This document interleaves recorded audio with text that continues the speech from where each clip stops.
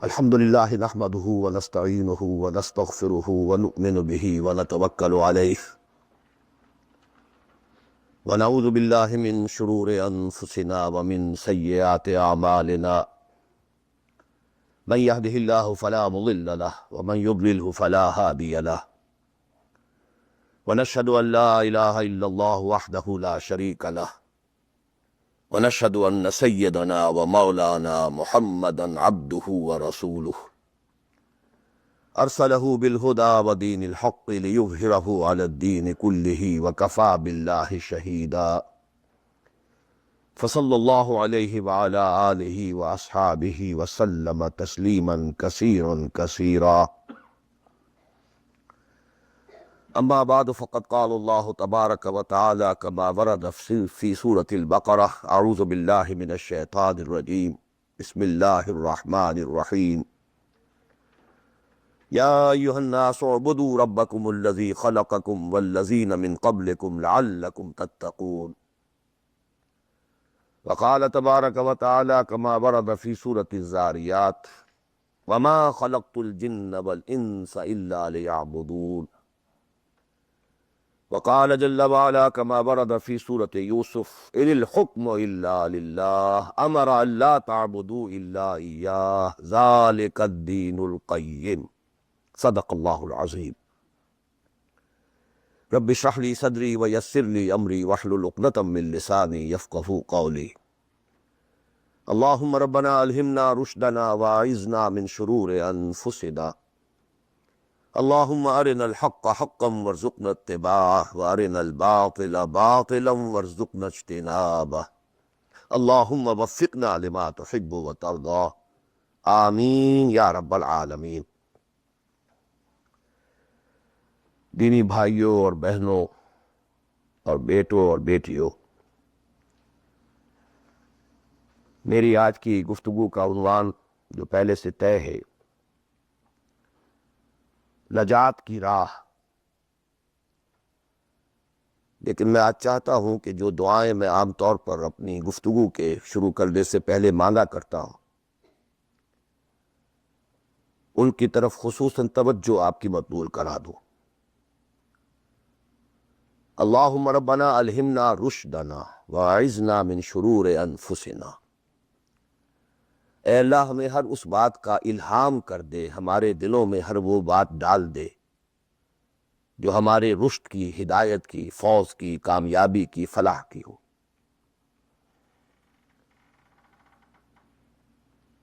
اللہم ارنا الحق حقا وارزقنا اتباعہ.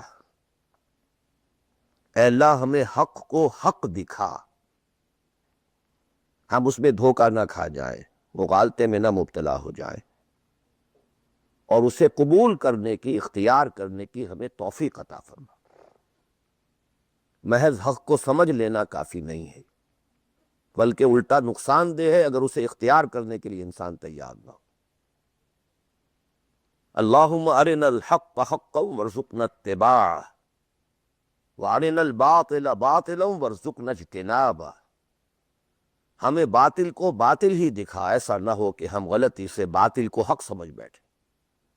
اور اے اللہ ہمیں اس باطل سے اجتناب کرنے کی، اس سے بچنے کی ہمت عطا فرما. اللہم وفقنا لما تحب و ترضی. اور اے اللہ ہمیں ہر اس کام کی توفیق عطا فرما جو تجھے پسند ہے اور جن سے تو راضی ہوتا ہے. یہ دعائیں آپ میں سے ہر شخص اچھی طرح شعوری طور پر اس وقت اپنے دل میں مانگ لیں اور پھر میری گفتگو کو سماعت فرمائیں. نجات کا لفظ جو میں نے استعمال کیا ہے وہ ان کئی الفاظ میں سے سب سے نچلی سطح کا لفظ ہے جنہیں قرآن مجید کامیابی کے لیے استعمال کرتا ہے. بہت سے الفاظ آپ نے سنے ہوں گے: فوز، اولئک هم الفائزون، وہ کامیاب لوگ ہیں. رشد، اولئک هم الراشدون، وہ لوگ ہیں کہ جو بڑے نصیب والے ہیں. فلاح، اولئک هم المفلحون، وہ ہیں اصل میں کہ جنہوں نے بلند ترین کامیابی حاصل کر لی. سعادت. فَأَمَّا الَّذِينَ سُعِدُوا، ان میں سب سے نیچے کا لفظ ہے نجات. نجات سے اوپر ہے فوز، فوز سے اوپر ہے فلاح. یہ اس کی ہائر ڈگریز ہیں. جیسے کامیابی امتحانات میں ایک محض پاس ہو جانا ہے اور ایک اس میں اے گریڈز لے کر آنا ہے. یہ ہمارے ہاں وہ ڈویژن شمار ہوتے ہیں، فرسٹ ڈویژن ہے، سیکنڈ ڈویژن ہے. تو یہ کئی اصطلاحات ہیں. فوز، فلاح، رشد، سعادت. سب سے کم سب سے نیچے، سب سے کم نجات. وَمَا لِي أَدْعُوكُمْ إِلَى النَّجَاةِ وَتَدْعُونَنِي إِلَى النَّارِ. تو کم سے کم جو کامیابی کی شرائط اسلام میں ہے، آج ہمیں ان پر گفتگو کرنی ہے. اللہ تعالی ہمیں اس سے اوپر بڑھنے کی توفیق دے، رشد اور فوز اور فلاح کی منزلوں سے ہم کنار فرمائے. لیکن ظاہر بات ہے کہ یہ تمام منزلیں بعد میں ہیں، پہلے کامیابی تو ہو. جہاں تک اس نجات کی راہ کا تعلق ہے، اس کے موضوع پر کیونکہ قرآن مجید کی جامع ترین صورت جو اس لیول پر گفتگو کرتی ہے اور جامع ترین ہے، وہ سورۃ العصر ہے.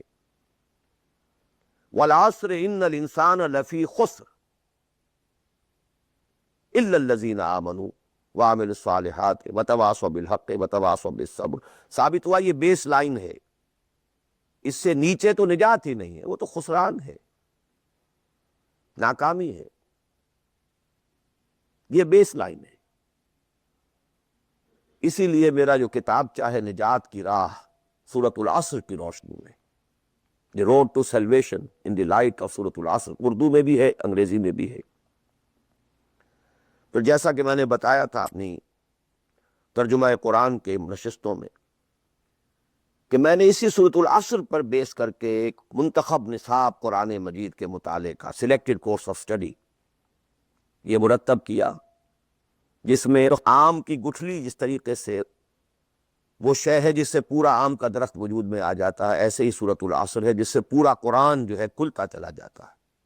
کتاب احکمت آیاتہ ثم فصلت من لدن حکیم خبیر. کل قرآن سورۃ العصر میں ہے. اس پر میرے آڈیوز ہیں، ویڈیوز ہیں. پورا منتخب نصاب بھی سمجھیے سورۃ العصر کی تفسیر ہے. بہرحال اس موضوع پر میں نے گزشتہ 35 سالوں میں لا تعداد مرتبہ گفتگو کی. لیکن آج میں ذرا ایک مختلف زاویے سے، مختلف اسلوب میں، باتیں وہی، حق تو ایک ہے، جہنم ایک ہی ہوگی، اس کے اندر داخلے کے دروازے لہا سبعۃ ابواب. جنت ہے، اس سے داخلے کے دروازے مختلف ہیں. حق ایک ہے لیکن اپروچ، اس تک جانے کے لیے راستے ہیں بہت سے. تو میں آج ذرا ایک مختلف اسلوب سے وہی باتیں آپ کے سامنے دہراؤں گا. مختلف اسلوب کا فائدہ ہوتا ہے. جس بات کو انسان ایک خاص انداز سے سنتے رہنے کا عادی ہو جائے پھر اس پر توجہ نہیں کرتا. بہت مرتبہ سنی ہے، یہی بات ہے. لیکن ذرا سا اسلوب بدل دیجئے تو ذہن جو ہے وہ بیدار ہو جاتے ہیں اور ایک نئی آمادگی پیدا ہو جاتی ہے بات کو سمجھنے کے لیے. اس لیے وہ بڑا پیارا مصرع ہے کہ ایک پھول کا مضمون ہو تو 100 رنگ سے باندھوں. بات تو ایک ہی پھول کو ڈسکرائب کرنا ہے، لیکن اس کو اس طرح سے کروں، اس طرح سے کروں، ایسے کروں. اور اسی کو قرآن مجید نے استعمال کیا. یہ اصل اسلوب قرآن کا ہے. کذالک نصرف الآیات، تصریف الآیات، آیات کو گردش دینا. ایک آیت میں ایک مضمون پہلے ہے، دوسرا بعد میں ہے. دوسری آیت میں دوسرا مضمون جو ہے وہ پہلے آگے آئے اور پہلا جو ہے وہ بعد میں لے آئے. یا ایھا الذین آمنوا کونوا قوامین بالقسط شہداء للہ، یہ سورہ نساء میں ہے. یا ایھا الذین آمنوا کونوا قوامین للہ شہداء بالقسط، یہ آپ کو سورہ مائدہ میں مل جائے گا. لِیَکُونَ الرَّسُولُ شَہِیدًا عَلَیکُمْ وَتَکُونُوا شُہَدَاءَ عَلَى النَّاسِ، یہ سورہ حج میں ہے.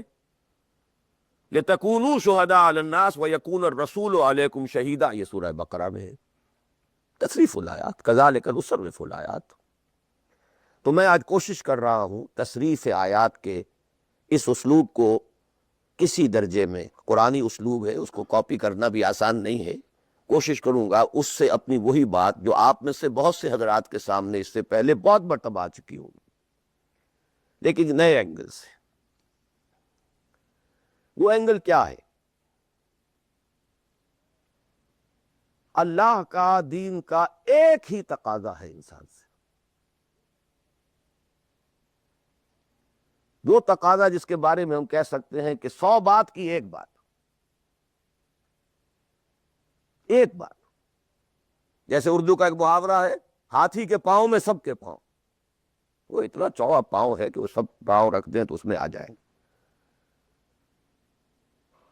راستے سے ایک بدو صحابی آئے تھے حضور سے، انہوں نے ایک سوال کیا تھا کہ مجھے کل دین کی بات ایک جملے میں سمجھا دیجیے۔ آپ نے فرمایا ہاں ٹھیک ہے، آؤ، قل آمنت باللہ ثم استقم، دیٹس آل۔ اللہ پر کہو کہ میں اللہ پر ایمان لایا، پھر پر جم جاؤ۔ اسی طرح آج میں آپ سے دین کا کل تقاضا، اللہ کا کل مطالبہ، اور میرے ذہن میں وہ آیت آ رہی ہے کلا لما یقض ما امرہ، ہم نے ایک ہی تقاضا انسان سے کیا، اس نے اس کو پورا نہیں کیا۔ اور میرے ذہن میں اس وقت ایک سین آ رہا ہے، وہ جو پکچر بنائی گئی تھی حضور کی سیرت پر، دی میسنجر آف اللہ، the messenger of God perhaps, اس میں دکھایا گیا ہے کہ ابو طالب بستر وفات پر ہیں، آخری وقت ہے، قریش کا وفد آیا ہے الٹیمیٹم لے کر کے، ابو طالب اب ہمارا صبر کا پیمانہ لبریز ہو گیا، یا تو اپنے بھتیجے کو روک لو ورنہ پھر آئیے اوپن، پھر ایک اوپن چیلنج ہے، کھلے میدان میں مقابلہ کیجیے۔ ایک جملہ اس وقت اس پکچر میں ہے جو کہا ابو طالب نے، one word, my nephew demands from you only one word۔ اس نے تم سے کیا تقاضا کیا ہے؟ تم سے دولت نہیں مانگی، تم سے مال نہیں مانگا، تم سے حکومت نہیں مانگی، کچھ بھی تو نہیں مانگتا، وہ ایک بات مانگتا ہے، ایک کلمہ تک مانگتا ہے۔ ابو جہل نے فوراً ریٹارٹ کیا، the one word he demands demolishes all the gods۔ وہ ایک بات اس کی ایسی ہے کہ جو ہمارے سارے معبودوں کا تیا پانچا کر کے رکھ دیتی ہے، ختم کر دیتی ہے۔ ایک بات، دین تو ایک بات ہے۔ اسی انداز میں آپ کو بتا رہا ہوں کہ اللہ کا کل تقاضا، دین کا کل تقاضا ایک لفظ میں ہے، وہ لفظ ہے عبادت۔ تمام انبیاء کی دعوت آپ قرآن مجید میں مختلف مکی صورتوں میں پڑھیں گے، ان اعبدوا اللہ ما لکم من الہ غیرہ، اللہ کی عبادت کرو، تمہارا اس کے سوا کوئی الہ، کوئی معبود نہیں۔ خود قرآن کی دعوت صرف اس فرق کے ساتھ کہ پہلے انبیاء کہتے تھے یا قوم اعبدوا اللہ، اے میری قوم کے لوگوں اللہ کی عبادت کرو، اللہ کی بندگی کرو۔ حضور چونکہ بھیجے گئے پوری نوع انسانی کے لیے، تو یہاں خطاب ہے یا ایھا الناس اعبدوا ربکم الذی خلقکم والذین من قبلکم لعلکم تتقون، اے لوگو، اے بنی آدم، بندگی کرو، پرستش کرو اپنے رب کی جس نے تمہیں پیدا کیا۔ سورہ ذاریات میں فرمایا وما خلقت الجن والانس الا لیعبدون، تمہاری غایت تخلیق ہی یہ ہے، ہم نے تمہیں پیدا ہی اس لیے کیا ہے کہ تم ہماری بندگی کرو، ہماری عبادت کرو۔ اور وہی 100 بات کی ایک بات حضرت یوسف نے اپنے قید خانے کے ساتھیوں سے کہی تھی، ان الحکم الا للہ امر لا تعبدوا الا ایاہ ذلک الدین القیم۔ ایک جملے میں کل دین قیم ہے، مکمل دین ہے، اس کے سوا کسی اور کی عبادت اور بندگی نہ کرو۔ ایک لفظ ہے، ایک تقاضا ہے، ہم پورا کر دیں تو نجات بھی ہے، فوز بھی ہے، فلاح بھی ہے، رشد بھی ہے، سعادت بھی ہے، ہدایت بھی ہے، سب کچھ۔ لیکن اب یہ کہ یہ عبادت ہے کیا؟ عبادت کے 5 اجزاء، بلکہ اجزاء کا لفظ میں نے غلط شمار کیا، استعمال کیا۔ 2 تو ہیں لازمی اجزاء، لازمی، اور 3 اس کے ضمنی پہلو ہیں۔ تو 2 جمع 3 5۔ یہ 5 باتیں اگر یاد نہیں رہتی ہیں تو عبادت کا تصور آپ کا درست نہیں ہوگا۔ آخر کوئی اتنی بڑی بات ہے کہ تمام نبی اسی کی رٹ لگاتے رہے، اسی کی تکرار کرتے رہے؟ کوئی اتنی بڑی بات ہے کہ ابدی فوز و فلاح اور رشد اور سعادت اس کے ساتھ وابستہ ہے؟ وہ بہت بڑی بات ہے، معمولی بات تو نہیں۔ ابدی جہنم اور ابدی جنت، کتنا فرق ہے، اور وہ اسی ایک لفظ کے ساتھ وابستہ ہے۔ عبادت ہے کیا؟ اس کے 2 جو لازمی اجزاء ہیں، ان میں سے ایک کی مثال ہے جسم۔ یہ میرا جسم 2.5 من وزن ہے اس کا، یہ میرا جسم ہے۔ ایک اس میں روح ہے، بدن وغیرہ نہیں ہے، نہ نظر آتی ہے، لیکن اصل انسان وہ روح ہے۔ اسی طرح عبادت کا جو جسد ظاہری ہے، جو نظر آتا ہے، کلپیبل ہے، محسوس ہوگا، سامنے آئے گا، وہ ہے اطاعت کلی، total obedience, without any reservation, کوئی استثناء نہ ہو۔ مخلصین لہ الدین، اطاعت کو اس کے لیے خالص کرتے، ٹوٹل اوبیڈینس۔ یہ ہے جسد۔ 2.5 من جو ہے عبادت، وہ یہ ہے۔ اور اس کی روح کیا ہے؟ اللہ کی محبت۔ یہ اطاعت محبت جذبے سے سرشار ہوگا تب تو عبادت ہے، ورنہ اطاعت ہے صرف۔ اطاعت تو انسان حکمرانوں کی بھی کرنے پہ مجبور ہو جاتا ہے۔ ہم انگریزوں کی اطاعت کرتے تھے، آپ یہاں بہت سے ایسے قوانین کی اطاعت کرتے ہیں جو آپ کو پسند نہیں ہے، مجبوری ہے، آ گئے ہیں، رہ رہے ہیں، کیا کریں۔ لیکن جب آؤٹ آف لو، انٹینس لو، جب کسی کی ٹوٹل اوبیڈینس قبول کی جائے گی تو یہ عبادت ہے۔ یہ 2 ہے اجزائے لازم۔ اس کو بڑی خوبصورتی سے امام ابن تیمیہ اور حافظ ابن قیم انہوں نے بیان کیا ہے۔ العبادت تجمع اصلین، غایت الحب مع غایت الذل والخضوع۔ 2 چیزیں جمع ہوتی ہیں تو عبادت پوری ہوتی ہے، انتہا درجے کی محبت اور انتہا درجے کی عاجزی اور اطاعت اور سرفگندگی کسی کے سامنے۔ یہ دونوں چیزیں اطاعت کے لازمی اجزاء ہیں عبادت کی۔ اور ان دونوں کے بارے میں ایک بات اور نوٹ کیجئے، ان دونوں کے اعتبار سے اللہ اور اس کا رسول بریکٹڈ ہیں، ساتھ جڑے ہوئے، اس لیے کہ اللہ کی اطاعت رسول کی اطاعت کے ذریعے ہے۔ وَمَا أَرْسَلْنَا مِن رَّسُولٍ إِلَّا لِيُطَاعَ بِإِذْنِ اللَّهِ وَمَن يُطِعِ الرَّسُولَ فَقَدْ أَطَاعَ اللَّهَ۔ وہ ریپرزنٹیٹو ہے، وہ نمائندہ ہے اللہ کا، لہذا اللہ کی اطاعت، اطیعوا اللہ واطیعوا الرسول۔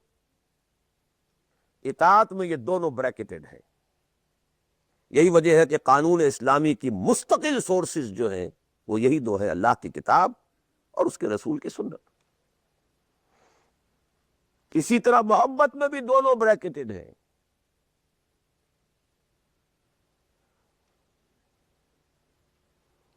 اللہ کی محبت، اس کے رسول کی محبت۔ والذین آمنوا اشد حبا للہ، شدید ترین، اشد۔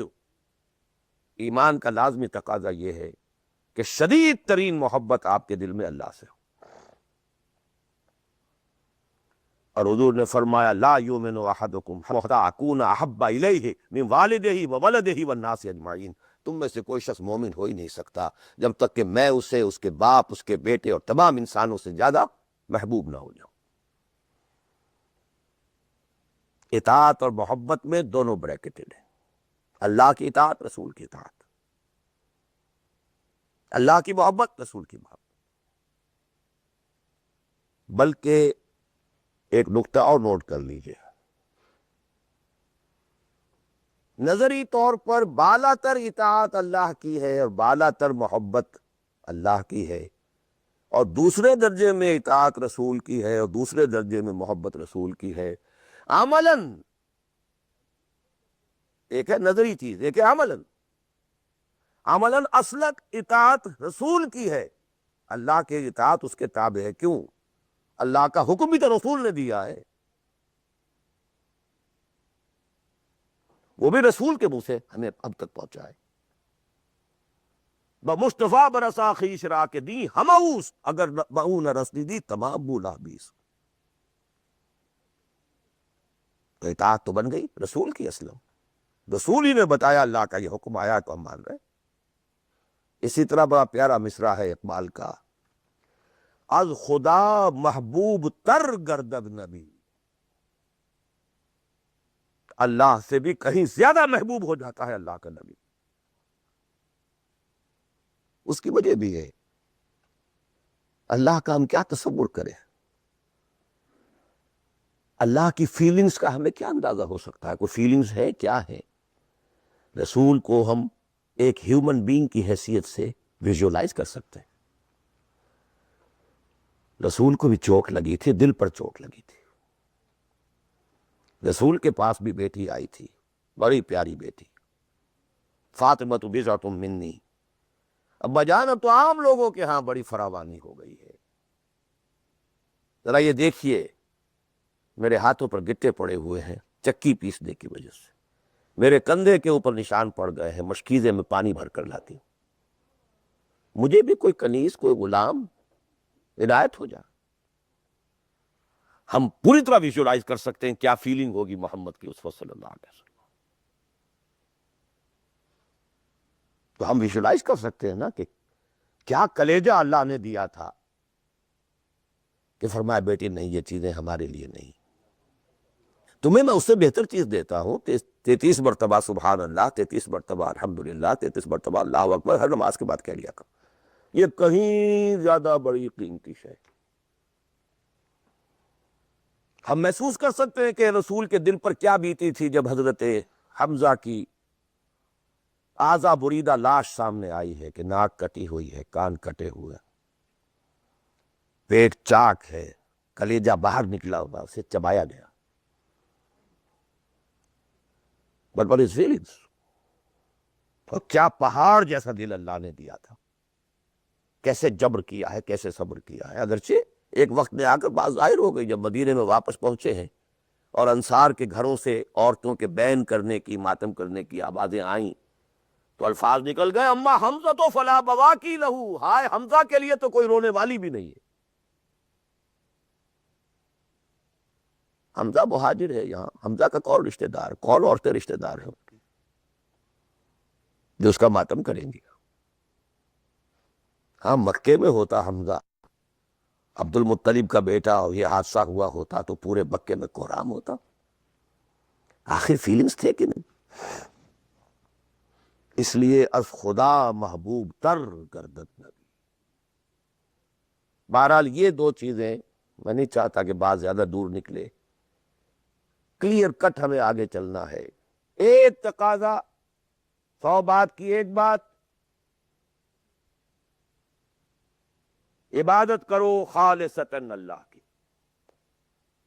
عبادت کے 2 اجزاء لازم، اطاعت کلی، absolute obedience, total obedience, without any reservations, without any exceptions, کوئی استثناءات نہ ہو۔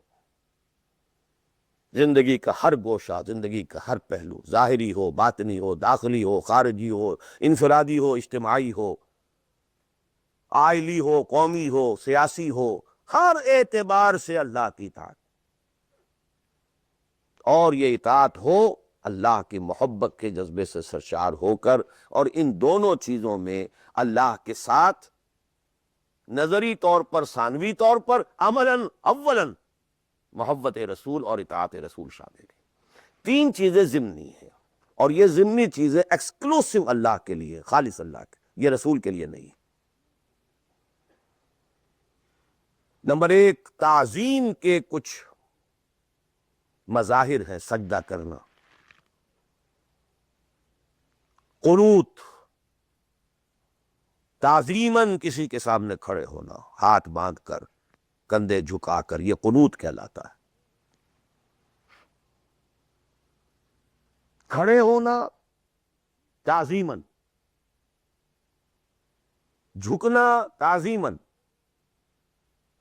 اس میں رکوع بھی ہے، سجدہ بھی ہے، مطلقاً حرام کسی کے لیے نہیں، یہ صرف اللہ۔ یہ مینیفیسٹیشنز ہیں اس کی، عبادت کا مظہر ہے۔ تقوموا للہ قانتین، اللہ کے سامنے کھڑے رہا کرو، سجدہ کرو، یہ اللہ کے سوا کسی کے۔ نمبر دو، دعا صرف اللہ، نہ کسی نبی سے، نہ کسی رسول سے، نہ کسی فرشتے سے، نہ کسی اولیاء اللہ سے، نہ کسی بزرگ شخصیت سے، کسی سے نہیں۔ لا تدعو مع اللہ احدا، رسول سے بھی نہیں۔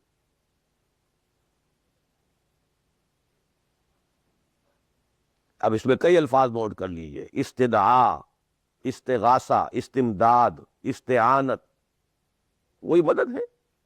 استنصار، صرف اللہ۔ ہاں، مادی قوانین کے تحت فزیکل ورلڈ میں ہم مدد مانگ سکتے ہیں، ذرا مجھے ایک گلاس پانی لا دیجئے، مجھے ذرا یہ کر دیجئے، معلوم ہے پانی ہے، یہ جائے گا لے آئے گا۔ لیکن بالغیب مدد کسی سے مانگنا، استغاثہ کسی سے کرنا، استعانت کسی سے کرنا حرام ہے، عبادت کو زیرو سے ضرب دے کر زیرو کر دیتا۔ نمبر تین، اخلاص و احتساب، صرف اللہ، جو نیک کام کرے صرف اس کی خوشنودی کے لیے۔ یہاں تک کہ حضور کے سامنے ایک صحابی ایسے ہی محاورے میں رواں روی میں کہہ بیٹھے: ما شاء اللہ و ما شئتا، جو آپ چاہیں اور اللہ چاہے۔ فوراً ڈانٹ دیا: اجعلتنی للہ ندن، تم نے مجھے اللہ کا مد مقابل بنا دیا۔ مشیت صرف اس کی، وما تشاءون الا ان یشاء اللہ۔ کوئی نیک کام سوائے اس کی رضا جوئی کے لیے اگر کسی اور کے لیے کیا گیا، ریا ہے، سمعہ ہے، دکھاوے کے لیے ہے، شہرت کے لیے ہے، دنیا کمانے کے لیے ہے، لیڈری چمکانے کے لیے ہے، اقتدار حاصل کرنے کے لیے ہے، کوئی بھی اور مقصد اگر شامل ہوا، زیرو سے ضرب کھا کر پوری عبادت زیرو ہو جائے گی۔ احتساب، بدلے کی توقع صرف اللہ سے۔ یہ لفظ آپ خاص طور پر سنتے رہے ہوں گے ان دنوں بہت: من صام رمضان ایمانا واحتسابا غفر له ما تقدم من ذنبه ومن قام رمضان ایمانا واحتسابا غفر له ما تقدم من ذنبه ومن قام لیلۃ القدر ایمانا واحتسابا۔ ایمان کے ساتھ احتساب کیوں آ رہا ہے؟ اس کا اجر و ثواب سوائے اللہ سے اور کسی سے توقع نہ ہو۔ یہ پانچ چیزیں ہیں۔ جہاں تک اطاعت کا تعلق ہے، اس میں ایک ایکسیپشن نوٹ کر لیجیے۔ کہیں کسی وقت نسیان سے، خطا سے، یا جذبات کے طوفان میں آ کر کوئی غلط حرکت کر بیٹھا، لیکن فوراً توبہ کر لے، یہ مستثنیٰ ہے۔ میں نے تین الفاظ کہے: خطا، آپ نہیں سمجھتے تھے کہ جو میں کرنے چلا ہوں یہ ڈس اوبیڈینس ہے، آپ کو پتہ ہی نہیں تھا، خطا ہوگی۔ نسیان، بھول گئے، ایک وقت ایسا ہے کہ آدمی کے اوپر غفلت کا ایک پردہ پڑ جاتا ہے۔ حضور خود فرماتے انہ لا یغان علی قلبی وانی لاستغفر اللہ فی کل یوم 70 مرہ، میرے دل پر بھی کبھی کبھی حجاب سا آ جاتا ہے، میں روزانہ 70 مرتبہ استغفار کرتا ہوں اللہ۔ تو ہم اپنے حجابات پر حضور کے حجاب کو قیاس نہیں کر سکتے، چاہے نسبت خاک رہا عالم پاک، وہ کوئی اور شے ہے، یہ کوئی اور شے ہے، لیکن یہ کہ بہر پردہ تو پڑتا ہے، اس میں کوئی غلط حرکت سرزد ہو گئی، یا نمبر 3 جذبات کا کوئی ہیجان تھا جس نے کہ اوور پاور کر دیا، انسان کی قوت ارادی کو معطل کر دیا، کوئی غلط حرکت سرزد ہو گئی، لیکن پھر توبہ فوراً۔ انما التوبۃ علی اللہ للذین یعملون السوء بجہالۃ ثم یتوبون من قریب، جیسے ہی طوفان گزرا فوراً ہوش میں آیا، یہ مجھ سے کیا ہو گیا، لا الہ الا انت سبحانک انی کنت من الظالمین، ربنا ظلمنا انفسنا وان لم تغفر لنا وترحمنا لنکونن من الخاسرین وان لم تغفر لی وترحمنی لاکونن من الخاسرین۔ اب یہ دعا رہے، گڑ گڑا کر اللہ معاف کر دے گا۔ It will be written off. It will be expunged. محو کر دیا جائے گا۔ یکفر عنہ سیئات ہی، اس کے معنی یہی ہے۔ ہاں اس کے برعکس اگر ایک گناہ بھی جان بوجھ کر مستقلاً کرتے رہے، ایک، باقی ساری 99% عبادت ہو رہی ہے، ایک حرام شے کو اپنے لیے حلال ٹھہرا لیا، شعوری طور پر، ارادی طور پر مداومت کے ساتھ اس کے اوپر ڈیرے جما لیے، وہ ایک گناہ جو ہے وہ پوری عبادت کو زیرو سے درجے کا زیرو کر دے گا، اور خلود فی النار، آگ میں ہمیشہ رہنے کی وعید۔ بلا من کسب سیئۃ واحاطت بہ خطیئتہ فاولئک اصحاب النار هم فیہا خالدون۔ ان پوائنٹس کو اچھی طرح نوٹ کیجیے، خطا خطا میں فرق ہے، گناہ گناہ میں فرق ہے۔ ایک گناہ غیر شعوری طور پر ہو گیا، خطا سے ہو گیا، نسیان سے ہو گیا، وقتی طوفان جذبات کا، کسی ایسی محفل میں تھے، مجلس میں تھے، کھو گئے، غلطی ہو گئی، فوراً متنبہ ہو گئے فوراً۔ یہ اور ہے، جیسے کہ آدمی، مجھے اچھی طرح یاد ہے ایک مرتبہ، اور میں بھولتا نہیں اس واقعے کو، میں میڈیکل کالج میں پڑھ رہا تھا، تو ایک سائیکل پر جا رہا تھا کالج، اور سلپری تھی روڈ، جب سائیکل سلپ کرتی ہے تو پتہ نہیں چلتا میں کب گر گیا، گرا ہوں لیکن مجھے پتا اس وقت چلا ہے جب اٹھ چکا تھا میں کہ میں گرا تھا، کیونکہ آدمی وہ پڑا نہیں رہتا، فوراً اٹھتا۔ یہ جو ہے فوراً اٹھنا، ثم یتوبون من قریب، یہ بھی بعد میں معلوم ہوتا کہ میں گرا تھا جبکہ اٹھ چکا ہوتا ہے، اتنا انسٹنٹینیس ہوتا ہے، یہ ہے یتوبون من قریب۔ اور اس کو اللہ نے اپنے ذمے، انما التوبۃ علی اللہ، اللہ کے ذمے ہے یہ کہ وہ ایسے شخص کی توبہ قبول کرے۔ انما التوبۃ علی اللہ للذین یعملون السوء بجہالۃ ثم یتوبون من قریب۔ بہرحال یہ ایک اس کی ضمنی بات تھی کہ اطاعت کلی کے ضمن میں ان دونوں چیزوں کو ذہن میں رکھیے، گناہ کا ہو جانا، کل بنی آدم خطاؤون وخیر الخطائین التوابون، التائب من الذنب کمن لا ذنب لہ، بہت اس میں ہمارے لیے پر امید باتیں کہی گئی۔ اللہ کو اپنے گناہ گار بندے کی توبہ سے اتنی ہی خوشی ہوتی ہے جتنی کہ اس شخص کو ہوئی جو صحرا میں سفر کر رہا تھا، ایک ہی اونٹ تھا، اسی پر اس کا پانی تھا، اسی پر اس کا راشن تھا، تھوڑی دیر کے لیے سستانے کو لیٹا، آنکھ کھلی تو اونٹ کھائی، دوڑ رہا ہے مشرق میں، مغرب میں، شمال میں، جنوب میں، تھک ہار کر بیٹھ گیا ہے، اب وہ موت کا انتظار کر رہا ہے، نہ پانی ہے، نہ کوئی غذا ہے، نہ کوئی سواری ہے کہ اس صحرا لقدق صحرا سے نکل سکے۔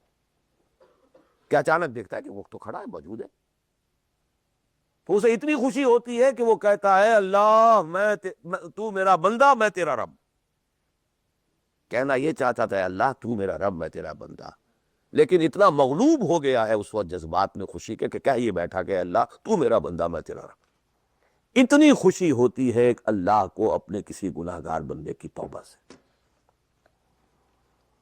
تو یہ وہ ہے وہ مسئلہ عارضی، فوری، لا علمی، جہالت، طوفان یا کسی ماحول کے فوری اثر کے تحت کوئی غلطی ہو گئی فوراً توبہ کی. لیکن یہ کہ اگر جان بوجھ کر کانشس ڈیسیژن ایک حرام شے کو بھی اگر مستقلاً اختیار کر لیا، وَلَا مَنْ كَسَبَ سَيِّئَةً وَأَحَاطَتْ بِهِ خَطِيئَتُهُ فَأُولَٰئِكَ أَصْحَابُ النَّارِ هُمْ فِيهَا خَالِدُونَ. اب آئیے نیکسٹ، میں جسے آج ایک نیا اینگل کہہ رہا ہوں وہ کیا ہے. دیکھیے اطاعت کے دو پہلو ہیں، انفرادی اور اجتماعی. میری مراد کیا ہے؟ ان کی ریشو پروپورشن مختلف ہوگی. کوئی بہت آرگنائزڈ سوسائٹی ہے، اسٹیٹ کا کانسیپٹ ہے، اجتماعیت کا پڑھنا بہت بھاری ہو جاتا ہے، انفرادیت بہت محدود آتی ہے. کوئی بڑی پریمیٹو سی سوسائٹی ہے، آرگنائزڈ اسٹیٹ نہیں ہے، تو انفرادیت کا دائرہ وسیع ہوتا ہے، اجتماعیت محدود ہوتی ہے. In various proportions. لیکن پہلے ان کو آئیڈینٹیفائی کیجئے، اس سے میری مراد کیا ہے. ایک وہ اللہ کی اطاعت ہے کہ جو ایک انسان کے اپنے بس میں ہے وہ کر سکتا ہے، چاہے بھوک آ جائے، فاقہ آ جائے، نقصان ہو جائے، جان کا اندیشہ ہو جائے، یہ کر سکتا ہے. ایک وہ اطاعت ہے جو کسی صورت کر ہی نہیں سکتا جب تک کہ اجتماعی ماحول نہ بدلے. کتنا ہی سنسیئر ہو، کتنا ہی نیک ہو، کتنا ہی فیصلہ کر لے، کر ہی نہیں سکتا، وہ اس کے ہاتھ میں ہے ہی نہیں. ایک ریاست ہے، آرگنائز اسٹیٹ ہے، اس کا لا ہے، آپ اس میں رہ رہے ہیں تو وہی قانون چلے گا، آپ کے بس میں نہیں ہے. آپ کا بیٹا فرض کیجئے خدا نہ خواستہ زنا کرے تو آپ سے رجم نہیں کر سکتے، چاہے آپ کا بیٹا ہے. یہ ہے نو پاور، نو اتھارٹی.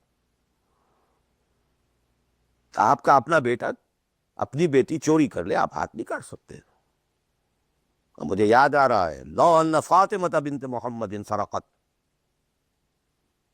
بالفرض ہی کہہ رہا ہوں نا میں بھی، مفروضے کے طور پر آپ نہیں ہاتھ کاٹ سکتے. ایک معاشرہ ہے جس کے اندر پوری معیشت جو ہے سود کے اوپر ہے، آپ سانس بھی نہیں لے سکتے کہ جو سود سے خالی ہو، امپاسبل. ایک اسٹیٹ ہے، آپ اس کے سٹیزن ہیں، آپ اس کے کانسٹیٹیوشن کے لائل ہیں، فیتھفل ہیں. تو جیسا کہ میں نے کہا تھا، آرگنائز سوسائٹی اسٹیٹ میں یہ دائرہ بہت بڑھ جاتا ہے. ٹرائبل ہے، وہاں یہ کہ انفرادیت کا کافی دائرہ ہوتا ہے، قانون کم سے کم ہوتے ہیں، نظم کم سے کم ہوتا ہے، سسٹم جو ہے اس کی گرفت کم سے کم ہوتی ہے. اب دیکھیے دو حیثیتیں دنیا میں ممکن ہیں. ایک انتہائی خوش بختی کی، انتہائی خوش قسمتی کی، کہ ایک انسان ایک ایسے ماحول میں پیدا ہو گیا ہے یا وہ ہجرت کر کے ایسے ماحول میں چلا گیا ہے جہاں ٹوٹل دین غالب ہے، دین قائم، نظام ہے ہی دین کا، حکومت ہے ہی اللہ کی. وہاں جا کر انسان کتنا how at ease he will feel. No friction. وہ بھی اللہ کی بندگی کرنا چاہتا ہے، ماحول بھی سازگار ہے، پورا نظام بھی اللہ کی بندگی پر ہے، پورا قانون بھی اللہ ہی کا نافذ ہے، پورا تعلیم کا ڈھانچہ بھی اللہ ہی کے ہدایت کے مطابق ہے، تمام ذرائع ابلاغ سے بھی اسی کے مطابق چیزیں ہیں جو نشر ہو رہی ہیں، آڈیو ویژول سب کچھ.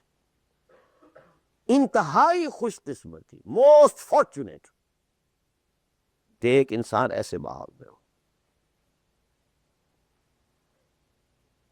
لیکن فرض کیجئے تو ایسے ماحول میں ہے جہاں اللہ کا دین غالب نہیں،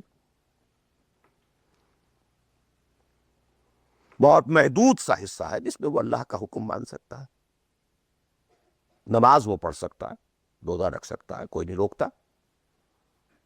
اسرائیل میں بھی جا کے پڑھ لیجئے نماز اور روزہ, امریکہ میں کر لیجئے, بھارت میں کر لیجئے, کوئی نہیں روکتا, وہ ہو گئے.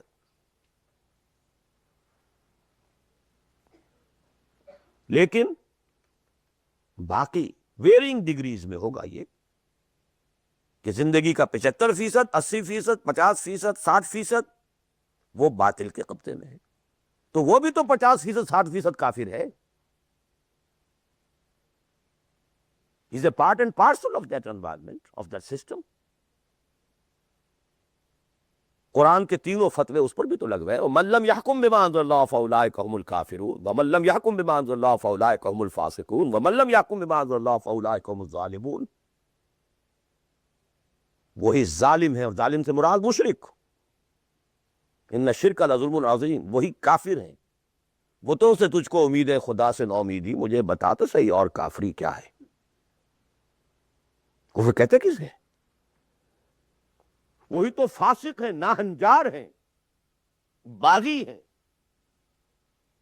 ویرنگ ڈگریز کے اندر جتنا بھی اس نظام کی گرفت ہے, اس درجے پہ ہر وہ شخص کافر اور ظالم اور مشرک ہے جو اس ماحول میں رہ رہا ہے.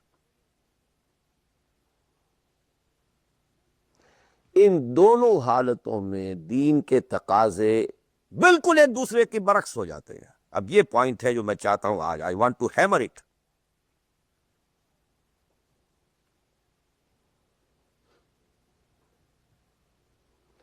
اگر آپ خلافت راستہ کے دوران پیدا ہو گئے ہوتے, موسٹ فارچونیٹ, موسٹ ایزی.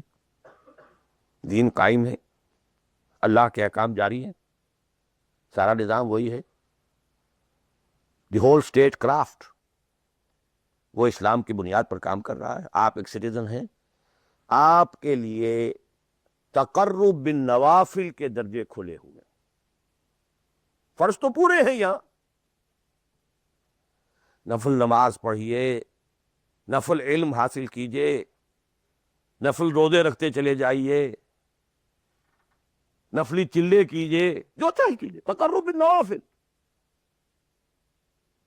اور اس تقرب بالنوافل کا درجہ یہاں تک اونچا ہو سکتا ہے, بَيَتَقَرَّبُ إِلَيَّ عَبْدِي بِالنَّوَافِلِ حَتَّى أَكُونَ, میرا بندہ نوافل کے ذریعے سے میرا تقرب حاصل کرتا جاتا ہے, کرتا جاتا ہے, کرتا جاتا ہے, یہاں تک کہ میں اس کی آنکھیں بن جاتا ہوں جن سے وہ دیکھتا ہے, اس کے کان بن جاتا ہوں جن سے وہ سنتا ہے, اس کے ہاتھ بن جاتا ہوں جن سے وہ پکڑتا ہے, اس کے پاؤں بن جاتا ہوں جن سے وہ چلتا ہے.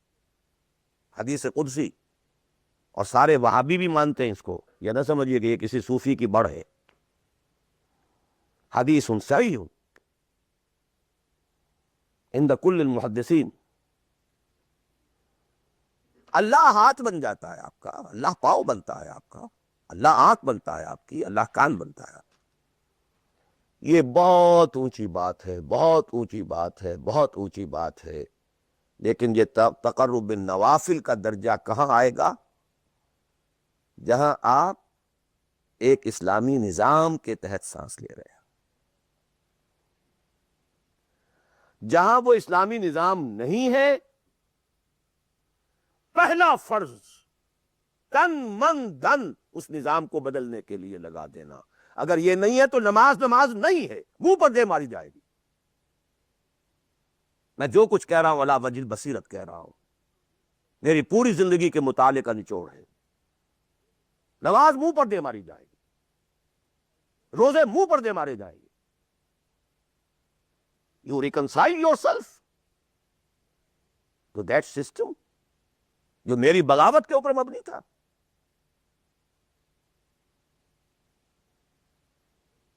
پہلا فرض یہ ہے, تن من دھن. You cannot reconcile with that system. You cannot accept that system.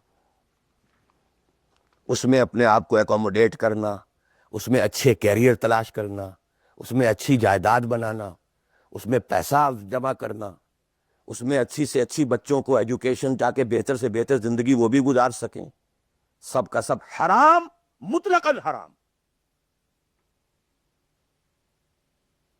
پہلا کام یہ ہے اپنی جان، اپنا مال، اپنا تن، اپنا دن سب اللہ کے دین کے لیے خرچ کرو۔ سبسسٹنس لیول کے اوپر صرف جان کو باقی رکھنے کے لیے جو ناگزیر ہے، that is allowed, nothing more. This is the point, crucial point. اب ہمارے سامنے حدیثیں ہوتی ہیں اور وہ سارے فضائل کی کتابیں ہیں اور یہ ہیں جن کا تعلق اس ماحول سے تھا جب کہ دین قائم ہو چکا تھا، اس کانٹیکسٹ میں باتیں ہو رہی، نفل کی بات ہو رہی ہے اور قیام اللیل کی بات ہو رہی ہے، اور جو ہے ختم قرآن کی بات ہو رہی ہے، اور اگر فجر کے بعد بیٹھے رہے مصلی پر اور 2 رکعت پڑھ کر اٹھے جبکہ سورج نکل چکا ہے تو اب یہ اتنا اونچا ثواب، یہ ساری بات ہے۔ All these things become absolutely irrelevant. The deciding factor is دین غالب ہے، ٹھیک ہے، چلو نوافل کی طرف، قرات کی طرف چلو، جتنا آگے سے آگے یتقرب الی العبد بالنوافل،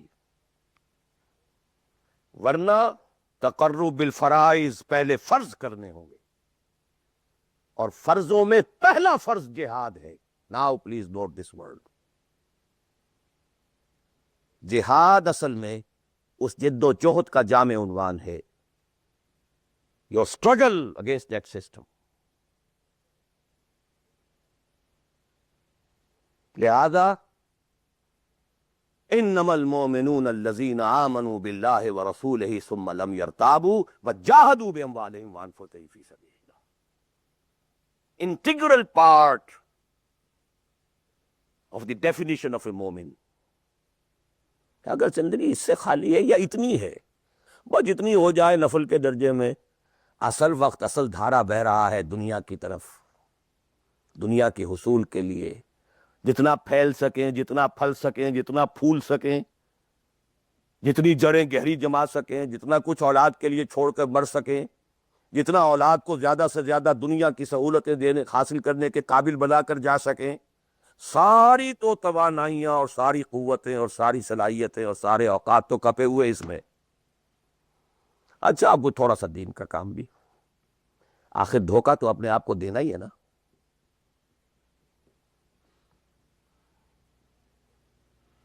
عصمت فروش عورتیں بھی تو کالے کپڑے پہن کے جلوس میں نکلتی ہیں تازیوں کے، اور سبیلیں لگاتی ہیں اور مسجدیں بناتی ہیں۔ They have to deceive themselves۔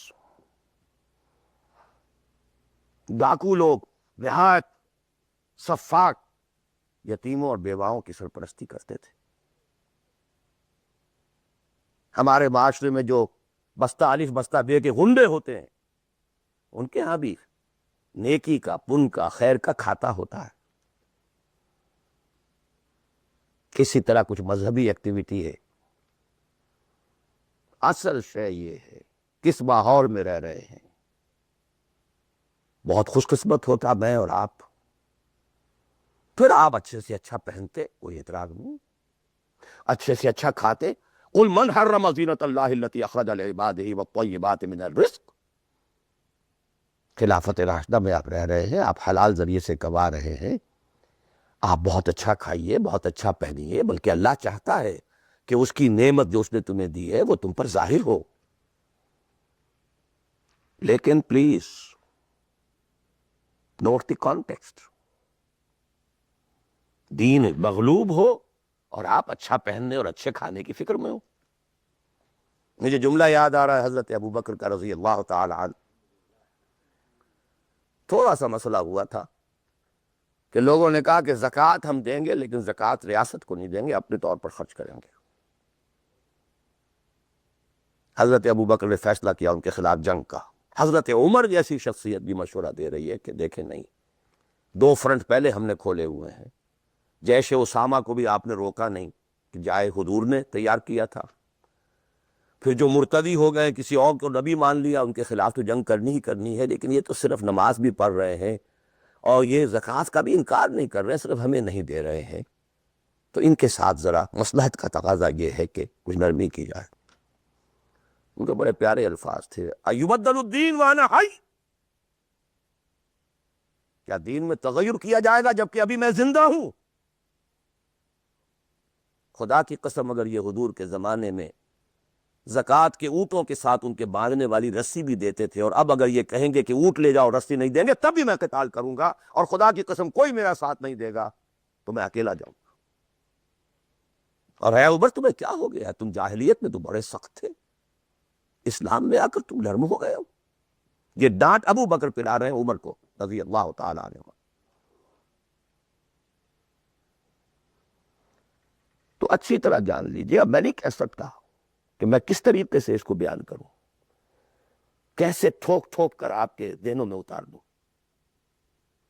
یہ ہے اصل شے، دین کا سارا سٹرکچر ہی بالکل ریورس ہو جاتا، the whole value structure absolutely changes. دین غالب ہے تو وہ ساری باتیں ہیں جو ہم نے خوب یاد کی ہوئی ہیں۔ آج حقوق والدین بھی تو ہے نا، آخر بچوں کے حقوق بھی تو ہے نا۔ یہ حقوق والدین جو ہیں ان مہاجرین کو یاد نہیں آئے جو اپنے ماں باپ کو چھوڑ کر مدینے پہنچ گئے تھے۔ یہ اولاد کے حقوق انہیں یاد نہیں آئے، بیویوں کے حقوق یاد نہیں آئے۔ وہ تو فینیٹسٹ تھے نا، پاگل تھے نا۔ مدینے کے منافقین نے انہیں سفہاء کہا تھا، بے وقوف لوگ ہیں یہ۔ انؤمن کما آمن السفہاء، these fools, these fanatics۔ یہ ساری حدیثیں آپ کو یاد ہیں۔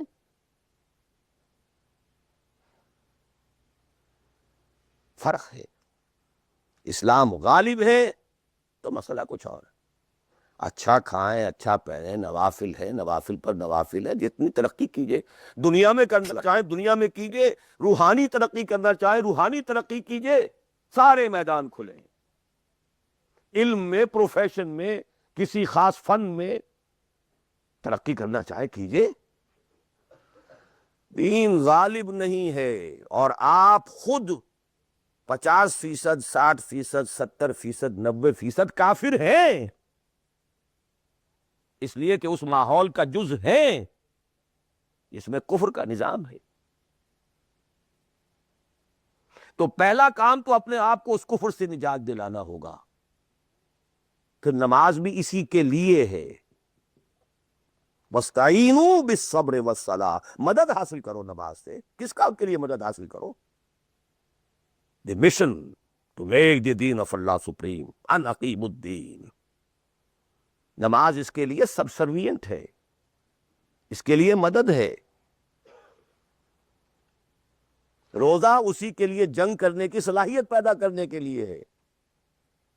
اس لیے 23ویں رکوع میں سورہ بقرہ کے روزے اور رمضان کے احکام ہے، 24ویں رکوع میں قتال شروع ہو گیا، قاتلوا فی سبیل اللہ الذین یقاتلونکم۔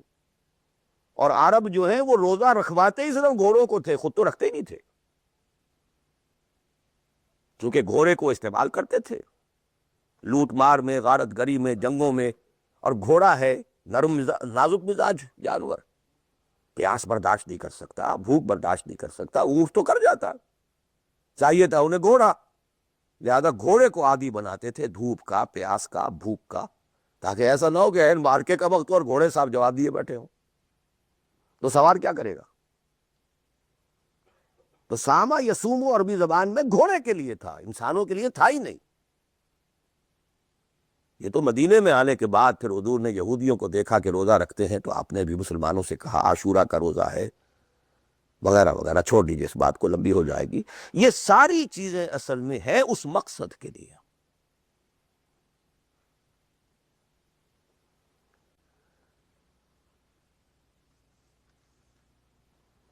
اب دیکھیے کہ اب پریکٹیکلی ہم آتے ہیں مسئلے کے اوپر۔ آئی ہوپ میں اس سے زیادہ میں کہہ نہیں سکتا،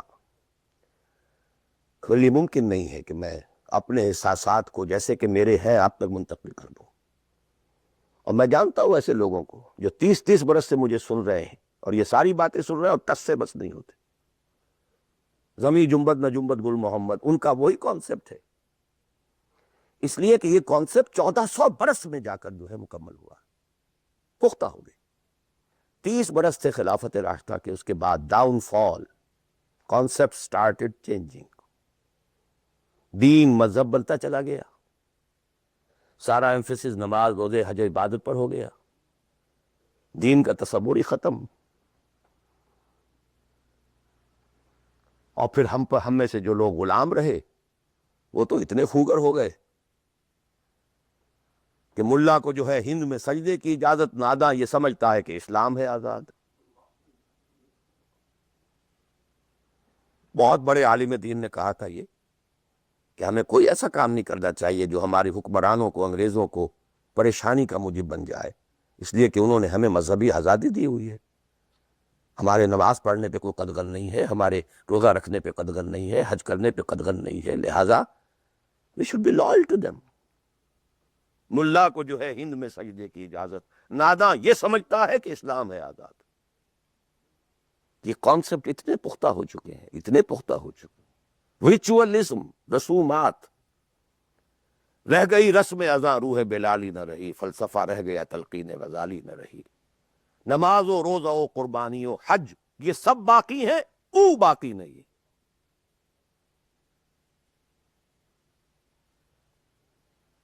نمازیں بھی ہیں، روزے بھی ہیں، تراویح بھی ہم نے پڑھی ہے، اب موسم آ رہا، عید الاضحیٰ بھی ہوگی، قربانی بھی ہوگی، حج کے لیے بھی جائیں گے، لیکن دنیا پر کوئی اثر اس کا؟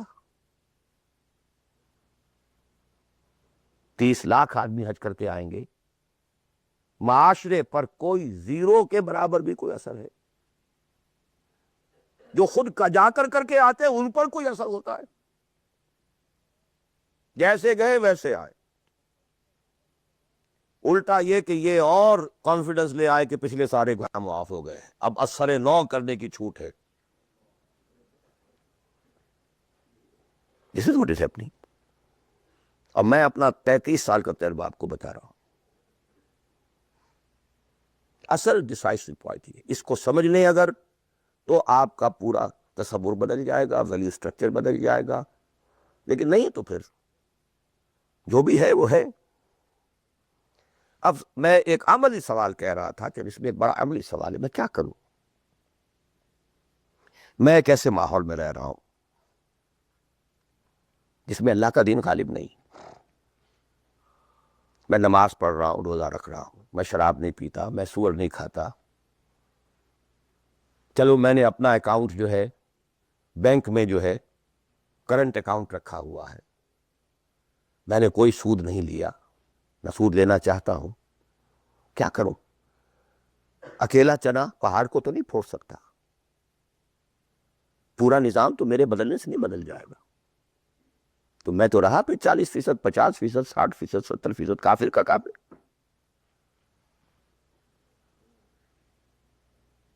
تو what's the way out؟ what's the مخرج؟ بڑی پیاری حدیث ہے وہ جس میں یہ الفاظ آتے ہیں، حضور نے فرمایا انہا ستکون فتنۃ، ایک وقت آئے گا کہ بڑا فتنہ ہوگا۔ حضرت علی فرماتے میں نے فوراً عرض کیا مل مخرج منہا یا رسول اللہ، اے اللہ کے رسول یہ بتائیے اس سے نکلنے کا راستہ کون تھا؟ یہ نہیں پوچھا کیا فتنہ ہوگا، کیوں ہوگا، کب ہوگا، کیسے ہوگا، کدھر سے آئے گا، کچھ نہیں، نکلنے کا راستہ بتائیے۔ بلکہ ایک اور روایت اس حدیث کی اس سے بھی زیادہ پیاری ہے کہ اصل میں حضرت جبرائیل نے کہا حضور سے یا محمد امتک بعدک، اے محمد صلی اللہ علیہ وسلم کبھی سوچا ہے تمہارے بعد تمہاری امت کا کیا بنے گا؟ تو حضور پلٹ کر سوال کرتے ہیں مل مخرج منہا یا جبرائیل، تو بہت بڑا پرابلم تم نے اے جبرائیل میرے سامنے رکھا ہے، تو اب آپ ہی بتا اس سے نکلنے کا راستہ کیا ہوگا؟ قال کتاب اللہ، وہ پوری حدیث پھر وہی ہے، کتاب اللہ فیہ خبر ما قبلکم ونبأ ما بعدکم وحکم ما بینکم وہو ذکر الحکیم وہو صراط المستقیم وہو حبل اللہ المتین۔ اس کا مخرج کیا ہے؟ یہ ہے اصل میں میرے اور اگر تو یہ بات سمجھ میں آ گئی اس کے لیے تصور سمجھ لیجئے، ہمارے دین میں کفارے کا ایک تصور ہے۔ آپ نے روزہ توڑ دیا، وہ تو ٹوٹ گیا، کیا کروں، جڑ تو نہیں سکتا۔ کب اشکوں سے جڑ سکتا ہے؟ جو ٹوٹ گیا سو ٹوٹ گیا۔ موتی ہو کہ شیشہ جام کے بل، جو ٹوٹ گیا سو ٹوٹ گیا۔ تم ناحق ٹکڑے چن چن کر دامن میں چھپائے بیٹھے ہو، شیشوں کا مسیحا کوئی نہیں، کیا آس لگائے بیٹھے، وہ تو ٹوٹ گیا، لیکن اس کا کفارہ دے دیا گیا۔ کفارہ ہے، قسم کھائی تھی، یہ نہیں ہے کہ اب توڑ نہیں سکتے، غلط کھا بیٹھے، توڑو، کفارہ۔ آج میں اس لفظ کفارہ کے حوالے سے آپ کے سامنے وہ بات رکھ رہا ہوں۔ اب مجھے اللہ نے پیدا کر دیا اس دور میں، کسی کو ہندوستان میں پیدا کیا، کسی کو انگلستان میں کیا ہے، کسی کو امریکہ میں کیا ہے، کسی کو پاکستان میں کیا ہے، کچھ کو پاکستان پہنچا دیا ہے، چاہے زبردستی چاہے اپنی مرضی سے، کسی کو یہاں پہنچا دیا ہے چاہے کسی بھی نیت اور کسی بھی ارادے سے، لیکن اب ہے، کہیں ہے، کیا کرے؟ کوئی کفارہ ہونا چاہیے، کوئی مخرج ہونا چاہیے، بس یہی کفارہ ہے۔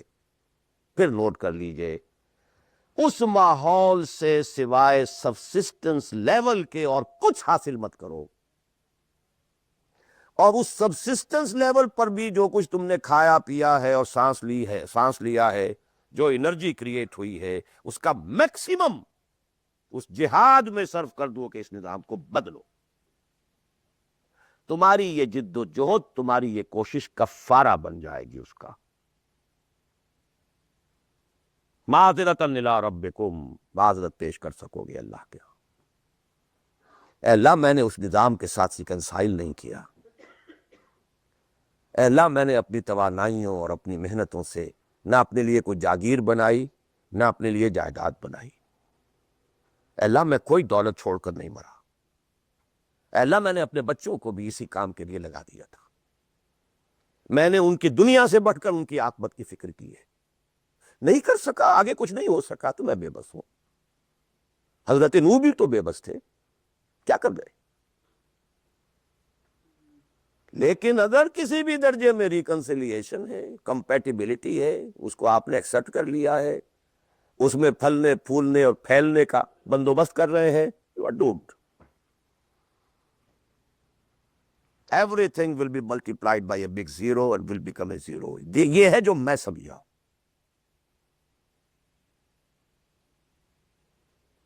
اس کا نام ہے جہاد۔ کانسٹنٹ فرکشن، کانسٹنٹ اسٹرگل، جان مال، ان صلاتی و نسکی و محیای و مماتی للہ رب العالمین۔ میری زندگی کا مقصد تیرے دی کی سرفرازی، میں اسی لیے مسلمان، میں اسی لیے نمازی۔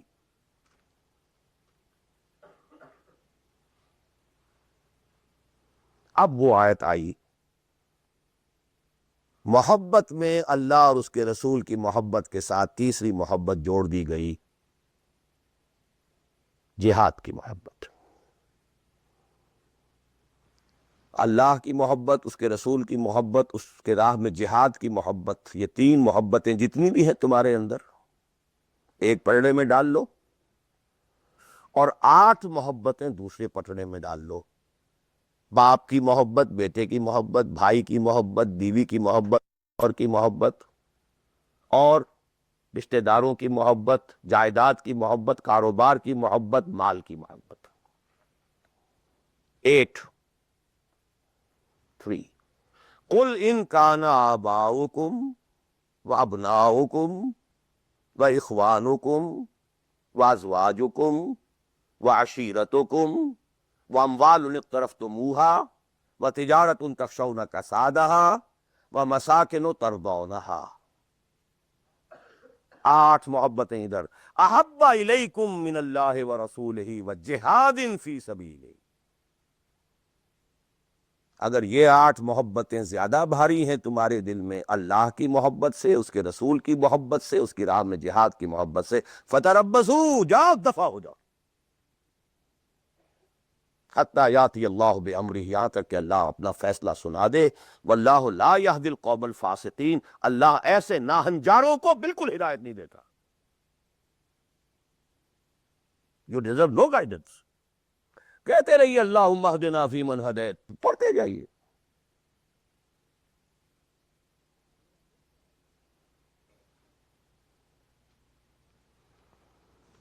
تیرا دل تو ہے صنم آشنا، تجھے کیا ملے گا نماز میں.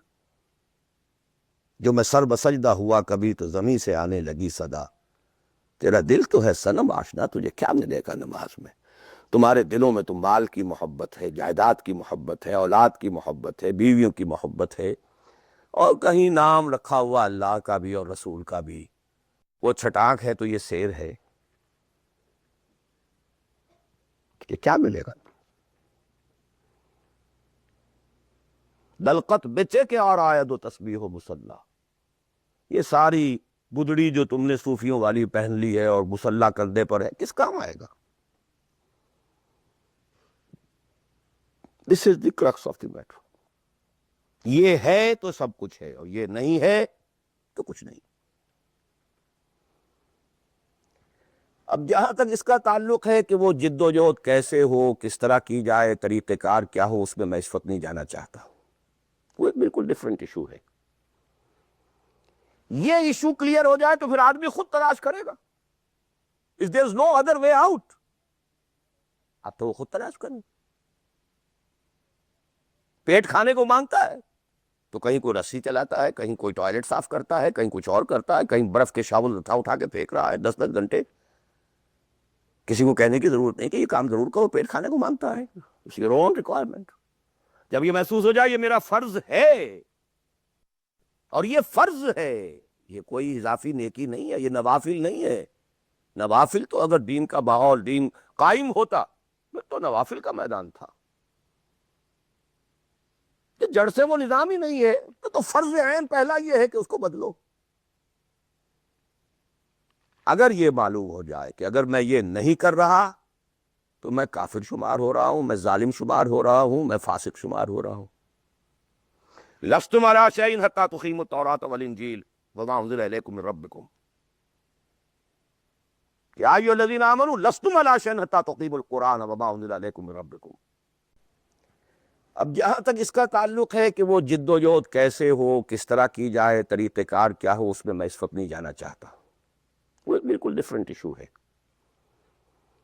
یہ ایشو کلیئر ہو جائے تو پھر آدمی خود تلاش کرے گا. If there is no other way out، اب تو وہ خود تلاش کریں.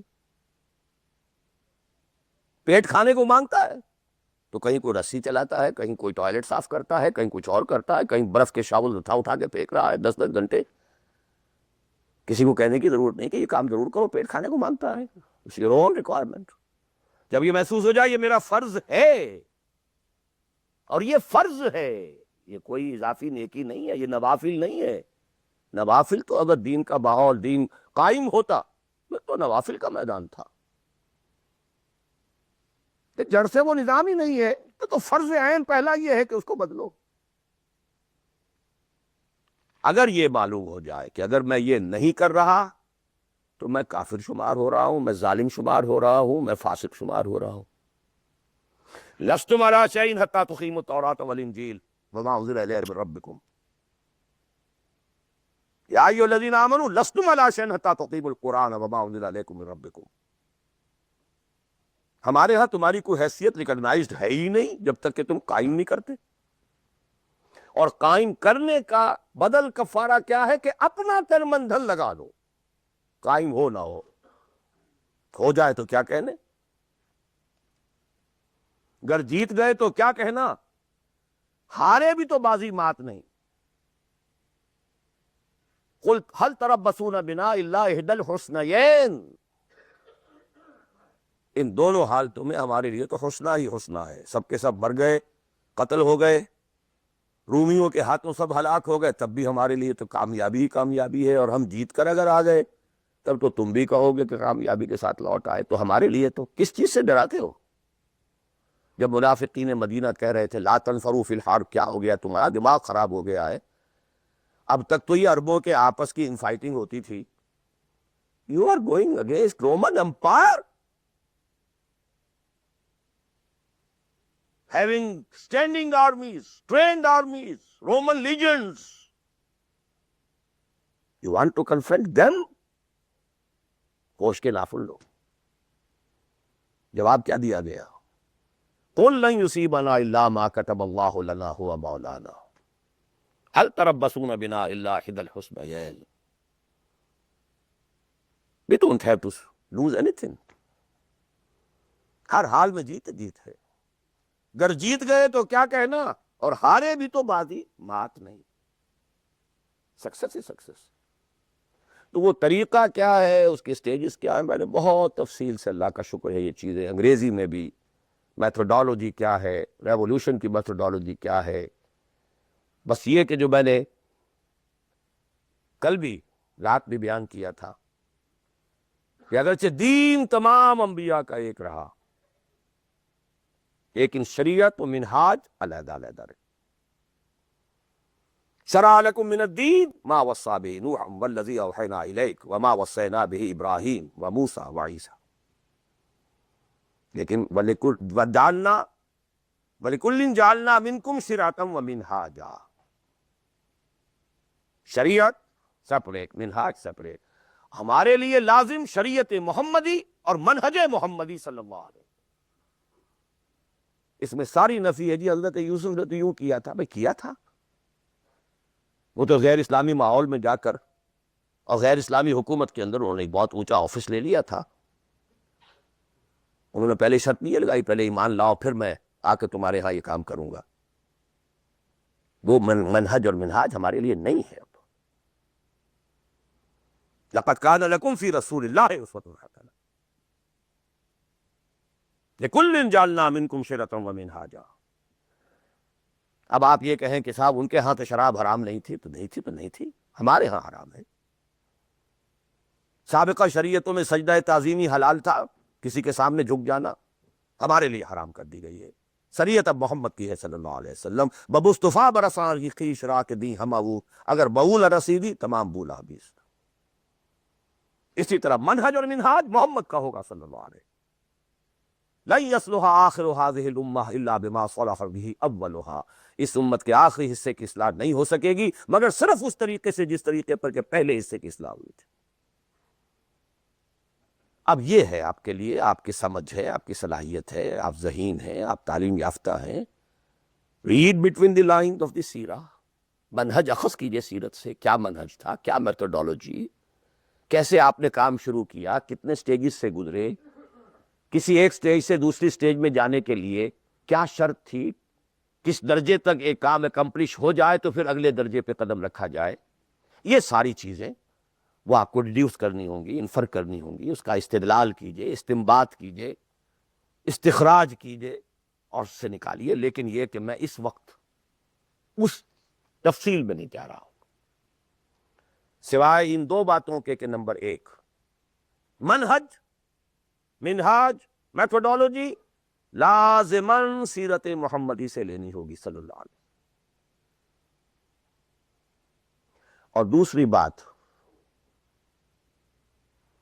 یہ کام ہرگز ہرگز انفرادی طور پر نہیں ہو سکتا. اس کے لیے جماعت لازم. دھوکہ دیں گے اپنے آپ کو اگر سمجھتے ہیں کہ ہم یہ کام کر رہے ہیں. ہاں ایک آدمی ہے جماعت بنانے کی دھن میں لگا ہوا ہے، ابھی لوگ اس کے ساتھ نہیں آئے، وہ جماعت کے حکم میں ہے. کان ابراہیم امتاً قانتاً. کل آ جائیں گے، پرسوں آ جائیں گے. کوئی وقت آئے گا کہ گئے دن کے تنہا تھا میں انجمن میں، یہاں اب میرے رازداں اور بھی ہیں. آخر حضور کو بھی پہلے دن تو 4 ہی ملے تھے. خدیجہ الکبریٰ رضی اللہ تعالی عنہ، ابو بکر صدیق رضی اللہ تعالی عنہ، علی رضی اللہ تعالی عنہ، زید بن حارثہ رضی اللہ تعالی عنہ، 4 ہی تو ملے تھے نا. اور 10 برس میں جا کے بھی بمشکل 125 ملے تھے. ایسا نہیں تھا کہ ٹھٹ کے ٹھٹ لگ گئے ہو اور ہزاروں اور لاکھوں آ گئے. In the 10th year after the beginning of Wahi, not more than 125, or maximum 150 people were around him. لیکن جماعت، ید اللہ علی الجماع، علیکم بالجماع. اور اس میں حضرت عمر کا جو اثر ہے، اثر کو بھی ہم حدیث کہتے ہیں. حدیث 2 چیزوں کے مجموعے کا نام ہے، اخبار و آثار. رسول کا کوئی قول، کوئی فعل، کوئی تقریر، کسی چیز کو آپ نے دیکھا اور برقرار رکھا، یہ خبر کہلاتی ہے.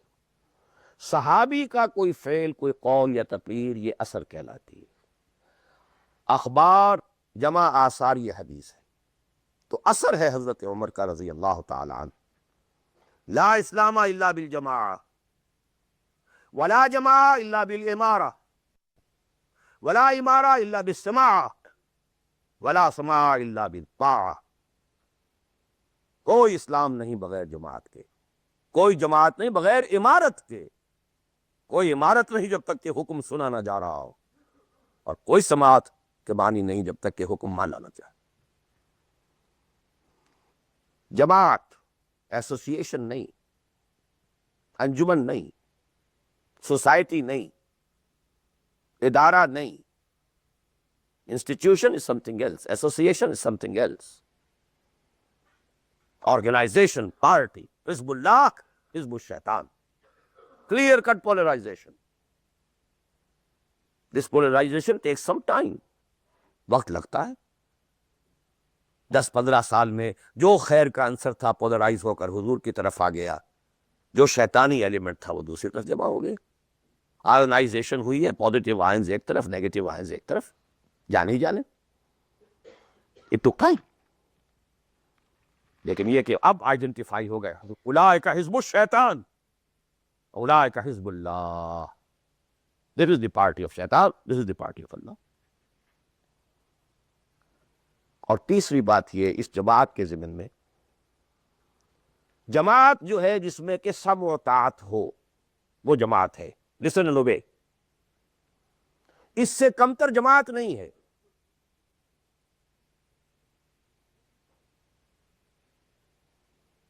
لیکن یہ جماعت مختلف قسم کی ہو سکتی. ایک کانسٹیٹیوشنل جماعت ہو سکتی ہے، اس میں کانسٹیٹیوشن کو وہ حیثیت حاصل ہوتی ہے کہ you have to obey it. کوئی اس کا صدر بنتا ہے تو حلف لیتا ہے کہ I will be loyal to this constitution. اب یہ بھی تو ایک جماعت ہے نا. امریکن نیشن ایک جماعت ہے، اس کا ایک کانسٹیٹیوشن ہے. صدر آئے گا حلف لے گا، کوئی اور آئے گا حلف لے گا، چیف جسٹس ہوگا حلف لے گا. اس کانسٹیٹیوشن کا، کسی آدمی کا نہیں ہے اس میں حلف. Not personal allegiance to anybody. Allegiance to the Constitution. اسی طریقے سے جماعتیں بنے، ان کا دستور ہو، یہ ممبرشپ کی ریکوائرمنٹ ہے، یہ آپ پورا کریں گے ممبر بن جائیں گے. آپ امیر منتخب کریں گے کثرت رائے سے. پھر یہ کہ امیر جو ہے وہ بھی شورا بھی منتخب کریں گے. شورا کی رائے کا وہ پابند ہوگا یا نہیں ہوگا، کس درجے میں ہوگا، کس درجے میں. آپ بنا لیجیے کانسٹیٹیوشن، اور جو شخص بھی شامل ہوگا وہ اس کانسٹیٹیوشن کا حلف اٹھائے گا. To abide by this constitution. اس قسم کی جتنی جماعتیں ہیں، please take it from me, مباح ہیں، جائز ہیں، حلال ہیں، بشرطے کہ اس میں ڈسپلن ہے، اوبیڈینس ہے. دی اونلی ڈفرنس از کہ اس میں اوبیڈینس یا ڈسپلن کسی فرد کے ساتھ ایلیجینس پر نہیں ہے، بلکہ ایک کانسٹیٹیوشن کے ساتھ ایلیجینس پر ہے. But you have to obey. Listen and obey. Can't go beyond that constitution. تو مباح اور حلال اور جائز ہر وہ جماعت ہے، خواہ کسی بنیاد پر بنی ہوئی ہو، جس میں ڈسپلن ہے اور سمع و طاعت ہے، listen and obey ہے. لیکن منصوص، مسنون، معصور، یہ 3 الفاظ. منصوص وہ شے ہے کہ جس کا ذکر قرآن اور حدیث میں ہو، نص یہ ہے ہماری. مسنون وہ شے ہے جس پر حضور نے عمل کیا ہو. معصور وہ شے ہے جس پر کہ آپ کے بعد بھی ہماری امت کے لوگوں نے عمل کیا ہے. صرف ایک طریقہ ہے اور وہ ہے پرسنل بیعت کا، شخصی بیعت. allegiance to a person. That is called بیع. ہمارے ہاں حضور نے لی تو بیعت لی، حالانکہ آپ نبی تھے، رسول تھے، آپ کی اطاعت تو کرنی ہی کرنی تھی، اس کا کوئی سوال ہی پیدا نہیں ہوتا. کسی اور ایڈیشنل فارمل کسی ایگریمنٹ کی کوئی ضرورت ہی نہیں. But he had to leave some uswa for the ummah. اگر یہ نہ ہوتا تو بعد میں والوں کے لیے، بعد میں تو کوئی نبی تو نہیں آنا، رسول تو نہیں آنا، اسوا کہاں سے آتا پھر؟ بایعنا رسول اللہ صلی اللہ علیہ وسلم علی السمع والطاعۃ فی العسر والیسر والمنشۃ والمکرہ وعلی عثرۃ علینا وعلی لا ننازع الامر اہلہ وعلی نقول بالحق اینما کنا لا نخاف فی اللہ لومۃ لائم. متفق علیہ، بخاری مسلم دونوں میں یہ حدیث موجود ہے. عبادہ ابن صامت رضی اللہ تعالیٰ. سوچئے جب رسول مان لیا تو یہ ساری باتیں کہنے کی ضرورت کیا ہے؟ Sometimes I do wonder, brother, when you say, Allahumma taqabbal minna ruku'ana wa sujudana wa what's this? Salatana. Yakfi inshallah. Rabbana taqabbal minna innaka antas sami'ul alim. Everything. Why to go on counting them? اور کیا چیز؟ اللہ تعالیٰ تسبیح ہے، تحمید ہے، تکبیر بھی ہم کر رہے ہیں، تکبیرنا و تسبیحنا و تحمیدنا و رکوعنا و سجودنا و قنوتنا، everything. One thing sufficient. ربنا تقبل منا انك انت السميع العليم وإذ يرفع ابراهيم القواعد من البيت واسماعيل ربنا تقبل منا انك انت السميع العليم. So actually, but here we find, اطاعہ حضور کے لیے ایک بات تھی، ماننا ہے، ہر حکم ماننا، لیکن یہ ساری شرطیں کیوں دی محمد نے صلی اللہ علیہ وسلم؟ It was not an oratory, یہ کوئی خطابت نہیں تھی، لفاظی نہیں تھی، یہ در حقیقت اس جماعت کے لیے ناگزیر شرائط ہے. سمع و طاعت فی العسر والیسر، سننا اور ماننا چاہے مشکل ہو چاہے آسانی ہو، والمنشط والمکرہ، چاہے طبیعت آمادہ ہو اور چاہے طبیعت پر جبر کرنا پڑے.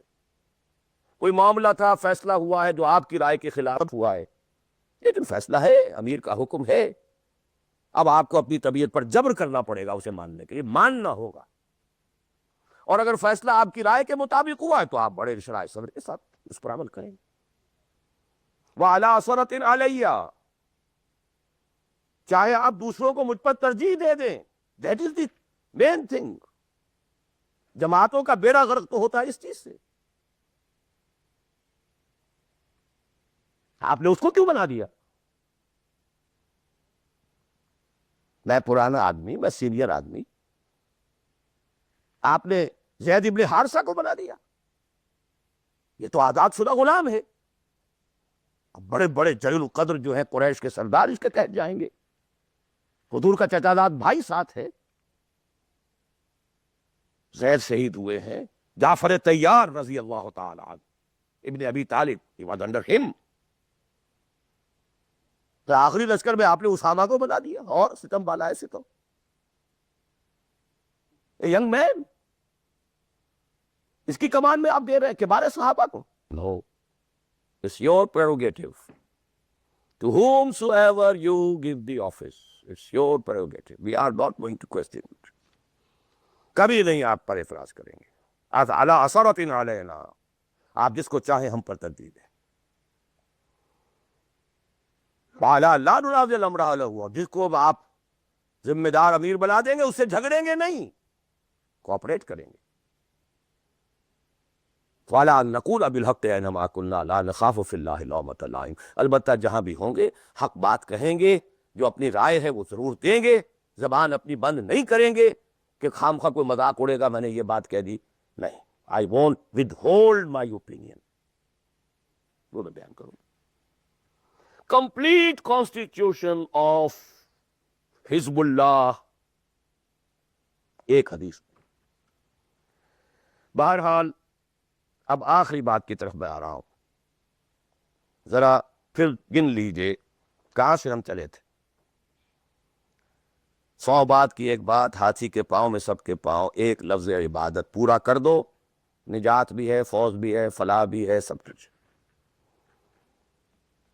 اس میں تو یہی ہے کہ آپ کامیاب ہو گئے تو جتنا آپ گڑ ڈالیں گے اتنا میٹھا ہوتا جائے گا، جتنا اور ایگزرٹ کریں گے اتنا نمبر زیادہ آتے جائیں گے، وہ پھر رشد بھی ہوگا، سعادت بھی ہوگی، فوز بھی ہوگی، فلاح بھی ہوگی. بٹ منیمم نجات. عبادت کے دو اجزاء لازم، جسم کے مانند ویزیبل جز ٹوٹل اوبیڈینس، روح کے مانند اس کی اصل اسپرٹ اللہ کی محبت. اوبیڈینس اور محبت میں اللہ اور رسول دونوں یکجا، نظری طور پر اللہ اول رسول ثانی، عملاً رسول اول اللہ ثانی. اوبیڈینس میں غلطی ہو جائے وقتی طور پر، غیر شعوری طور پر، بھول میں، چوک میں، جذبات کے طوفان میں، وقتی طور پر ماحول سے اثر انداز ہو کر، ٹھیک ہے فوراً توبہ کر لو، اللہ معاف کر دے گا. ایک گناہ بھی اگر مستقلاً جان بوجھ کر اپنی زندگی کے اندر داخل کر لیا تو یہ بگ زیرو ہے، سارا بقیہ زیرو سے ضرب کھا کر زیرو ہو جاتا. تین چیزیں ایکسکلوسیو اللہ کے لیے ہیں. دعا صرف اللہ،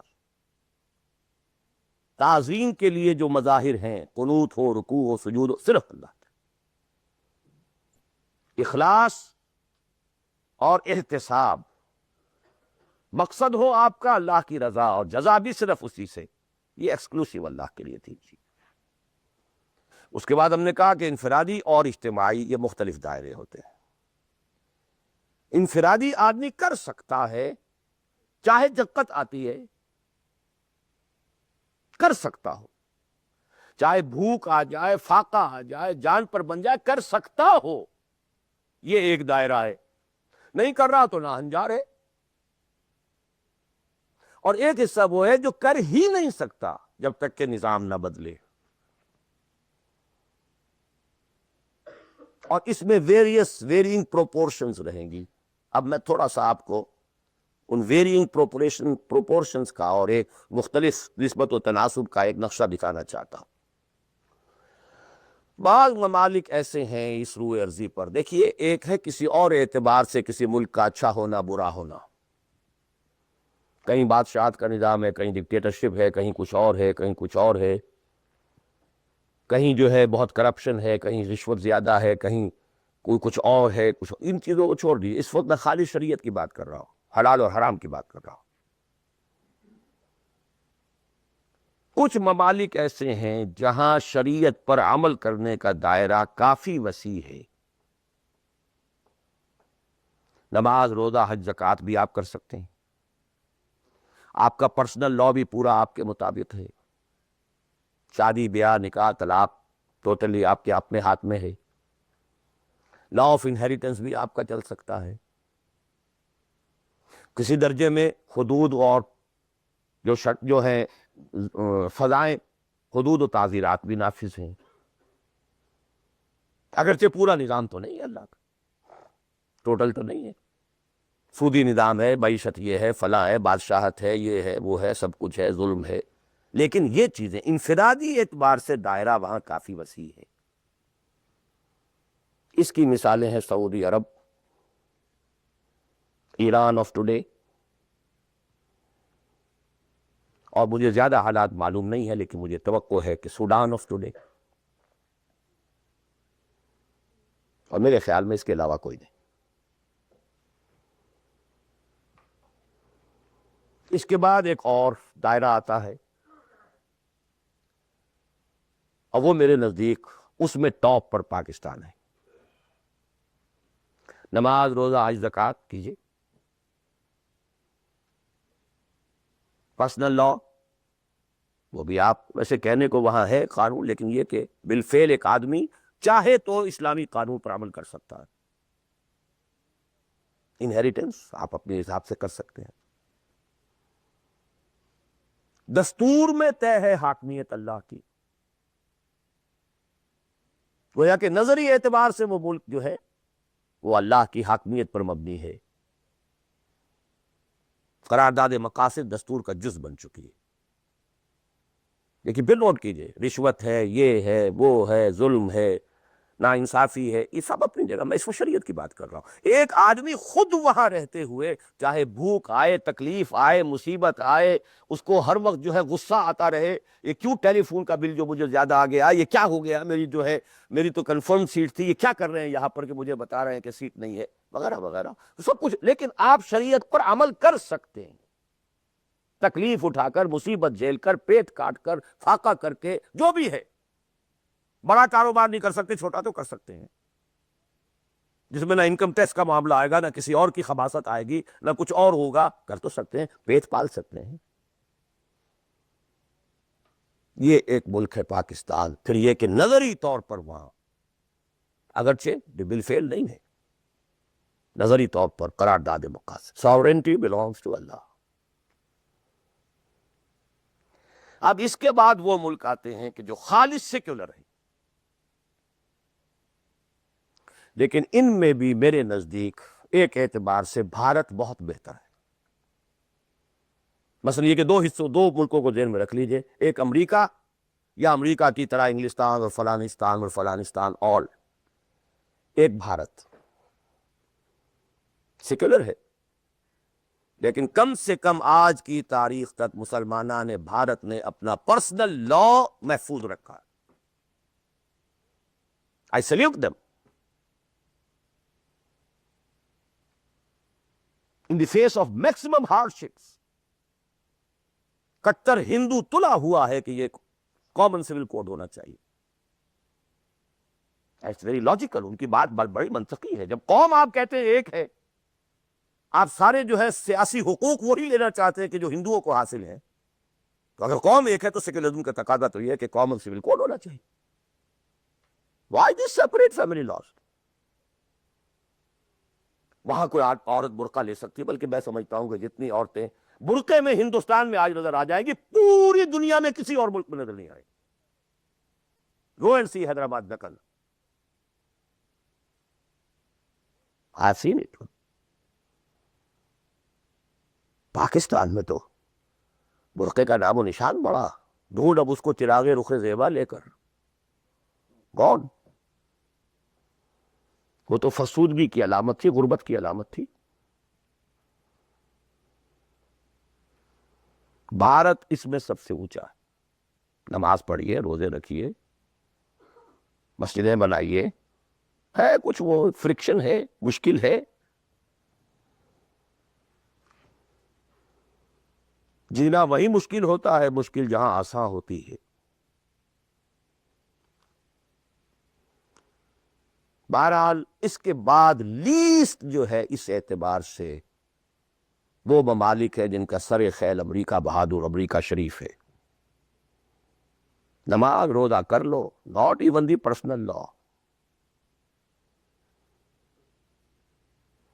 قرآن مجید میں پڑھ لیا کرو نکاح اور طلاق کے قوانین، دیٹس آل، نتھنگ ڈوئنگ، ثواب لے لیا کرو۔ تراویح میں سن لیا کرو انہیریٹنس کے laws, nothing doing, keep them with you. یہاں انفرادیت کا حصہ، اگرچہ اور بڑی سہولت ہے، دنیا بڑی اچھی ہے، کھانے کو اچھا ملتا ہے، سیکیورٹی بہت ہے، سب کچھ ہے۔ سوال یہ ہے کہ آپ کی پرائرٹی نمبر 1 کیا ہے؟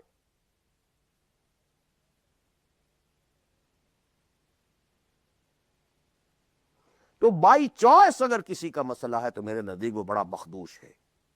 ایک سب پیدا ہی یہاں ہوا ہے، وہ بات اور ہے بالکل۔ وہ تو ایسے ہی جیسے حضور مکے میں پیدا ہوئے، کفر تھا۔ سٹرگل کریں، کوشش کریں، جد و جہد کریں، اسی جد و جہد میں جان دے دیں، you are successful. But by choice,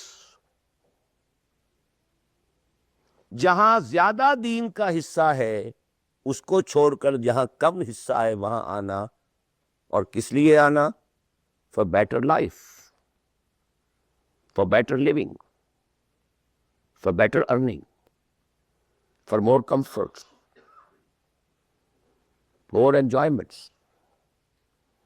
اب میں کوئی لفظ استعمال نہیں کرنا چاہتا آگے، it's for everybody to decide himself۔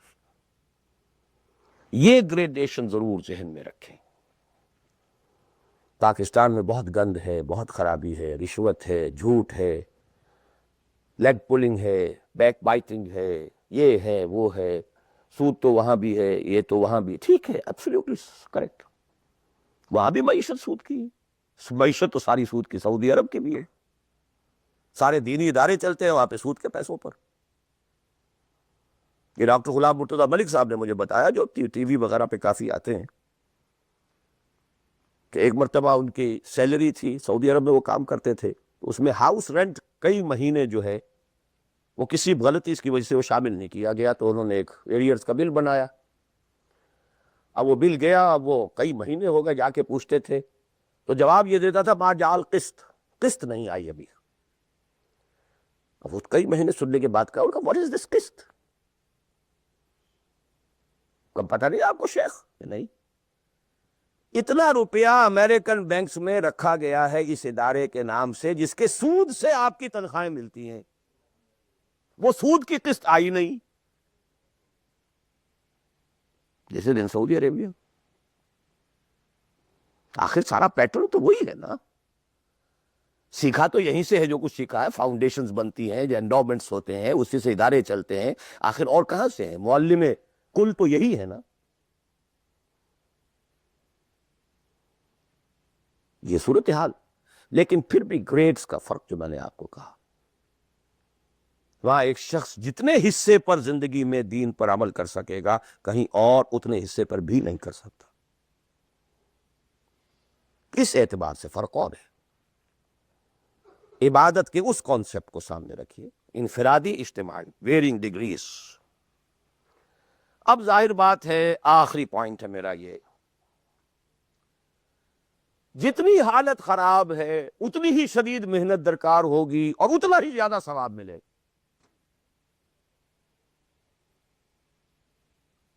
جہاں جتنی آسانی ہے اتنی ہی محنت کم ہے، اتنا ہی ثواب کم ہے۔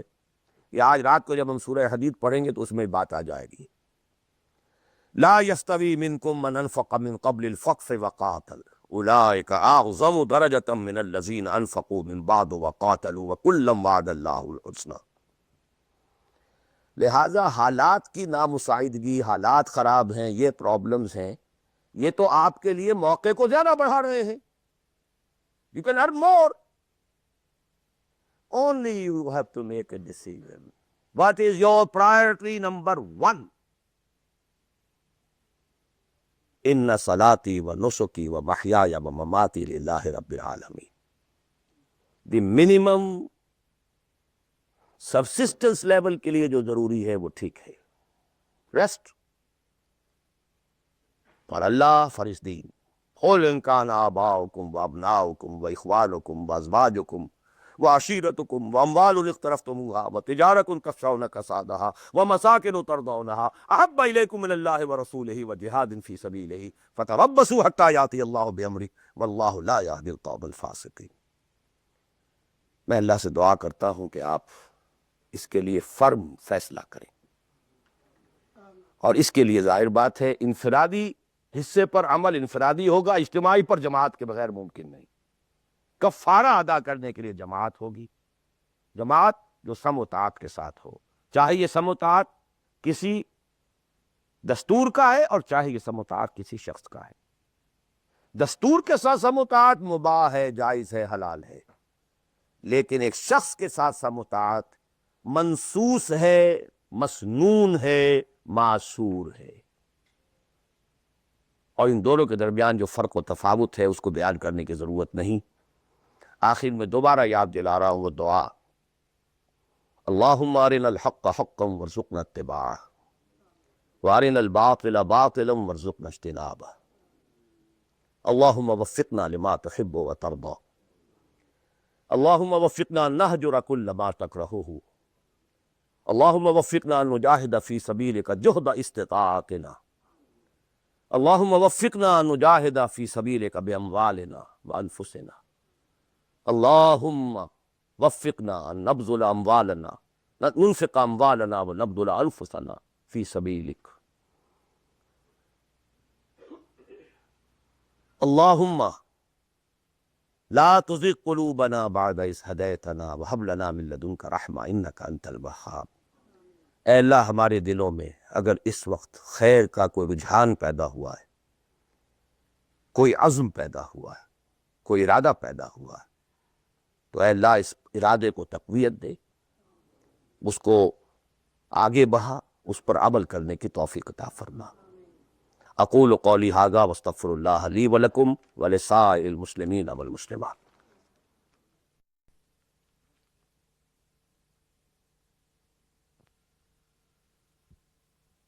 ڈائریکٹ ایک شے فی نفس ہی حرام ہے، نجس ہے. ایک شخص کھا تو رہا ہے بکری کا گوشت، بکری بھی اس نے خود خریدی، خود ذبح کیا، صحیح تکبیر پڑھی، سب کچھ کیا،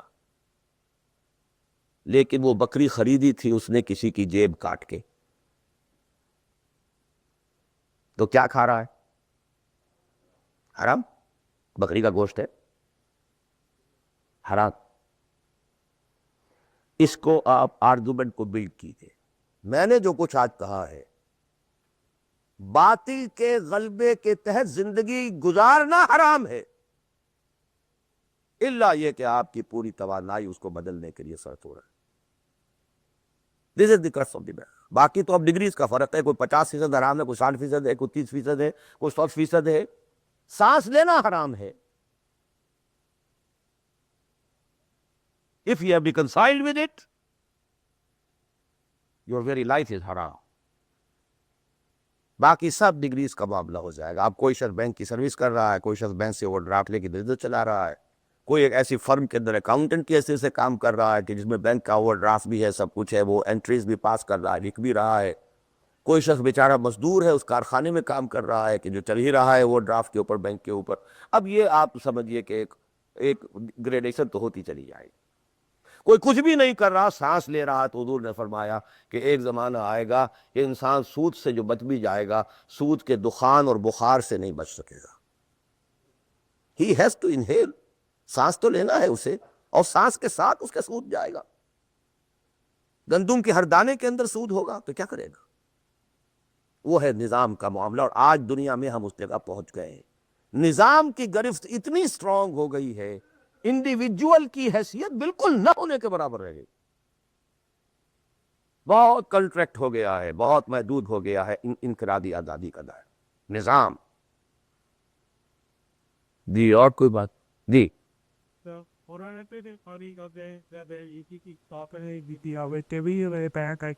مقتد بالذات جو ہے کہ پارٹ کو یا بنیادی ارکان کہاں سے نماز دو رکعات، یہ چار 8 چیزیں جو ہیں یہ مقتد بالذات ہے. آج کی بات کا ستیشی اندازہ ہوا ہم دیکھ کے مقتد بالذات نہیں ہے، ان کے مقتد بالذات اور ایک آپ نے بھی بیان کیا، تو ذرا اس فرق کی کچھ وضاحت کر رہا. اب میں اس مولانا اشرف علی تھانوی صاحب کی شخصیت سے جو حسن ظن رکھتا ہوں، اس کی بنا پر میرا یہ گمان ہے کہ شاید آپ نے سمجھنے میں غلطی کی ہو، تو میں ان کی بات کی تردید نہیں کر رہا، جو بات آپ کہہ رہے ہیں اس کی تردید کر رہا ہوں. یہ تو اس حدیث صریح کے منافی ہے کہ جو سب سے زیادہ عام ہے اور ہر مسلمان کو یاد ہے، بنی الاسلام علی 5، 5 چیزوں پر اسلام قائم ہے. تو مقصود بالذات کیا ہے؟ اسلام یا نماز، روزہ، حج و زکات؟ اسلام. There are pillars and pillars are there to support the roof. The roof is Islam, عبادت. ادخلوا فی السلم کافہ، اعبدوا اللہ. اسلام، عبادت، اطاعت، یہ سب کے سب جو ہیں در حقیقت اس کے پلرز ہیں، ارکان اسلام ہیں. رکن کہتے ہیں ستون کو، ستونوں پر عبارت کھڑی ہے. بنی الاسلام علی 5، these are the supports. بدقسمتی یہ ہے کہ جب دین کی بجائے ہمارا ذہن مذہب کا ہو گیا، اس کے بعد سے ساری توجہ ان سپورٹس پر ہے، ارکان پر ہے. اور چھت کی جگہ چھوٹی سی ایک جو سیلنگ لگا رکھی ہے ہم نے، بس شراب حرام ہے، سور حرام، سود وود چلتے جو جانے دو.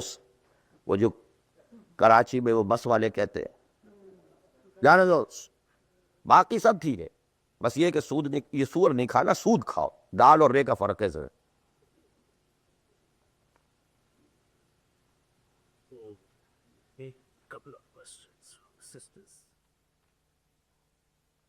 تقریر تو میں نے اردو میں کی تھی، سوال انگریزی شریف میں آ رہے ہیں.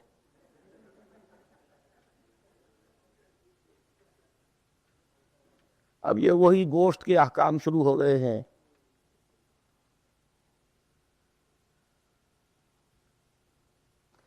میں یہ سوالات آج نہیں لینا چاہتا. میں نہیں چاہتا کہ آپ لوگوں کا ذہن جو اصل تھیم ہے میری گفتگو کا اس سے ذرا ادھر ادھر ہٹے. جی ڈاکٹر صاحب، آپ کی بہت کی تقریروں میں پہلے بھی میں نے سنا ہے کہ آپ نے پرفے کیا ہے کہ یہاں کی بجائے آپ پاکستان میں جو اسلامی نظام کو برپا کرنے کے لیے پرفے سکتے ہیں، لیکن بہت سے علماء کی دوسرے جو جس میں مولانا یوسف اصلاحی صاحب بھی اور دوسرے بھی ہیں، وہ اس چیز کو کہتے ہیں کہ جو لوگ یہاں آگے ہیں یہ اللہ تعالیٰ کا ایک پروگرام تھا جس کے تحت اس نے ان کو یہاں پہنچایا ہے، اور ان کا یہ کام ہے کہ یہاں اس کام کو جتنا بھی ہو سکتا ہے آگے لے کے جائیں چلیں. اور جو لوگ چلے ہیں اس میں الحمدللہ بہت زیادہ صلاح کی جائے کام سے آگے بڑے ہیں یا مصنوع ہوئے ہیں. اس کے متعلق مولانا آپ کی کیا concept؟ کیا خیال ہے یہ سوال ریکارڈ ہو گیا ہوگا یا نہیں ہوا ہوگا؟ تو چلیے جواب سے سمجھ میں آ جائے گا کہ سوال کیا ہے. دیکھیے میں نے ایک بات عرض کی تھی، جو شخص کہیں پیدا ہوا ہے اس کے اوپر پہلی ذمہ داری اسی جگہ کی ہے. اسی جگہ کی زبان کو وہ صحیح سمجھتا ہے، صحیح بولتا ہے، اسی زبان میں وہ صحیح کمیونیکیٹ کر سکتا ہے. یہ ہے شریعت کا مستقل اصول. اب اگر کوئی یہاں پیدا ہوا ہے، چاہے اس کے والدین آ گئے تھے یہاں پر لیکن وہ تو پیدا یہیں ہوا، اس کے اور جو یہاں کے نیٹو امریکنز ہیں ویدر بلیک اور وائٹ کوئی فرق نہیں میرے نظر. آنا نہ آنے کا فیصلہ جو بھی تھا وہ ان کا نہیں ہے، وہ ان کے والدین کا تھا. اور جہاں وہ ہے وہی انہیں کام کرنا، یہی کام کرنا طے یہاں پر بھی ہو جائے گا کہ یہاں پر بھی وہی ریشو پروپورشن وہی ہو، پرائرٹیز وہی ہو. یہ فیصلہ اب ہر شخص خود کر سکتا ہے کہ میرے ہاں واقعتاً ریشو پروپورشن کیا ہے. بل الانسان علی نفسہ بصیرہ ولو القی معاذیرہ. آپ میری زبان بند کر سکتے ہیں اپنے جوابات کے ذریعے سے، آپ کا دل بتا دے گا کہ آپ کے ریشو پروپورشن سب کیا ہے. اگر ریشو پروپورشن درست ہے تو یہاں پر بھی اور کسی اور جگہ پر بھی بالکل برابر ہے، کوئی فرق نہیں. ایبسولوٹلی ڈولی. البتہ ایک اور چیز یہ ہے کہ کہاں آپ دیکھتے ہیں کہ فرض کیجئے کسی شخص کی ریشو پروپورشن ٹھیک ہو گئی کہ مجھے جینا ہے مرنا ہے اسلام کے لیے، فیزیبلٹی رپورٹ دیکھتا ہے کہ میرے پاس جو ٹائم ہے، میرے پاس جو وقت ہے، میرے پاس جو صلاحیت ہے، اس کا بہترین میکسیمم آؤٹ پٹ کہاں ہو سکتا. یہ بالکل دوسری بات. For people belonging to Pakistan the maximum benefit can be in Pakistan, not here. یہ بالکل دوسری بات. آپ کے بھائی بند وہاں، آپ کے بیک گراؤنڈ کو جاننے والے وہاں، آپ کی اخلاقی جو ہے ذمہ داری وہاں کی آپ کی پیدائش ہے، وہاں کی آپ کی بنیادی تعلیم تھی، یہ اپنی جگہ پر ہے. اور دوسرے یہ کہ جو بھی ہمیں اطلاعات ملی ہے حضور صلی اللہ علیہ وسلم سے، اس سے یہی نظر آتا ہے کہ اسی ریجن میں اسلام کا بول بالا ہوگا. لیکن ظاہر بات ہے کہ میں امریکن سے نہیں کہہ رہا ہوں، میں عربوں سے نہیں کہہ رہا ہوں، جو بلیک امریکنز ہو یا وائٹ امریکن ان سے نہیں کہہ رہا ہوں. تو یہاں کے کام کریں، کیا پتہ اللہ تعالیٰ اس زمین کو پتن کر لیں. بہرحال جو یہاں آ گئے کسی وجہ سے آئے، اب اس کو بھی چھوڑ دیے، وہ ماضی کا ہے. ان کے لیے یا تو اگر تو طے کر لیں کہ اب حقیقت میں چاہے فاقہ آئے چاہے کچھ ہو ہمیں کام یہ کرنا ہے، تو پھر تو میں پاکستانیوں کے لیے تو پریفر کرتا ہوں، اسپیشلی دی فرسٹ جنریشن، وہ اپنی اگلی جنریشن یہاں سے بلوا دیں کام اور آئیں واپس. ان کے بانجے بتیجے اور بھائی اور سالے اور بہنوئی سارے وہاں رہتے ہیں، بہت سو کے ماں باپ بھی وہاں پر ہیں. And we have much at stake over there. The only country in the whole of the world which was founded in the name of Islam. Maulana Abul Kalam Azad تک کا کہنا یہ آنا کہ وہ پاکستان کے بہت مخالف تھے، لیکن پاکستان بننے کے بعد انہوں نے کہا اب پاکستان کے ساتھ اسلام کی عزت وابستہ.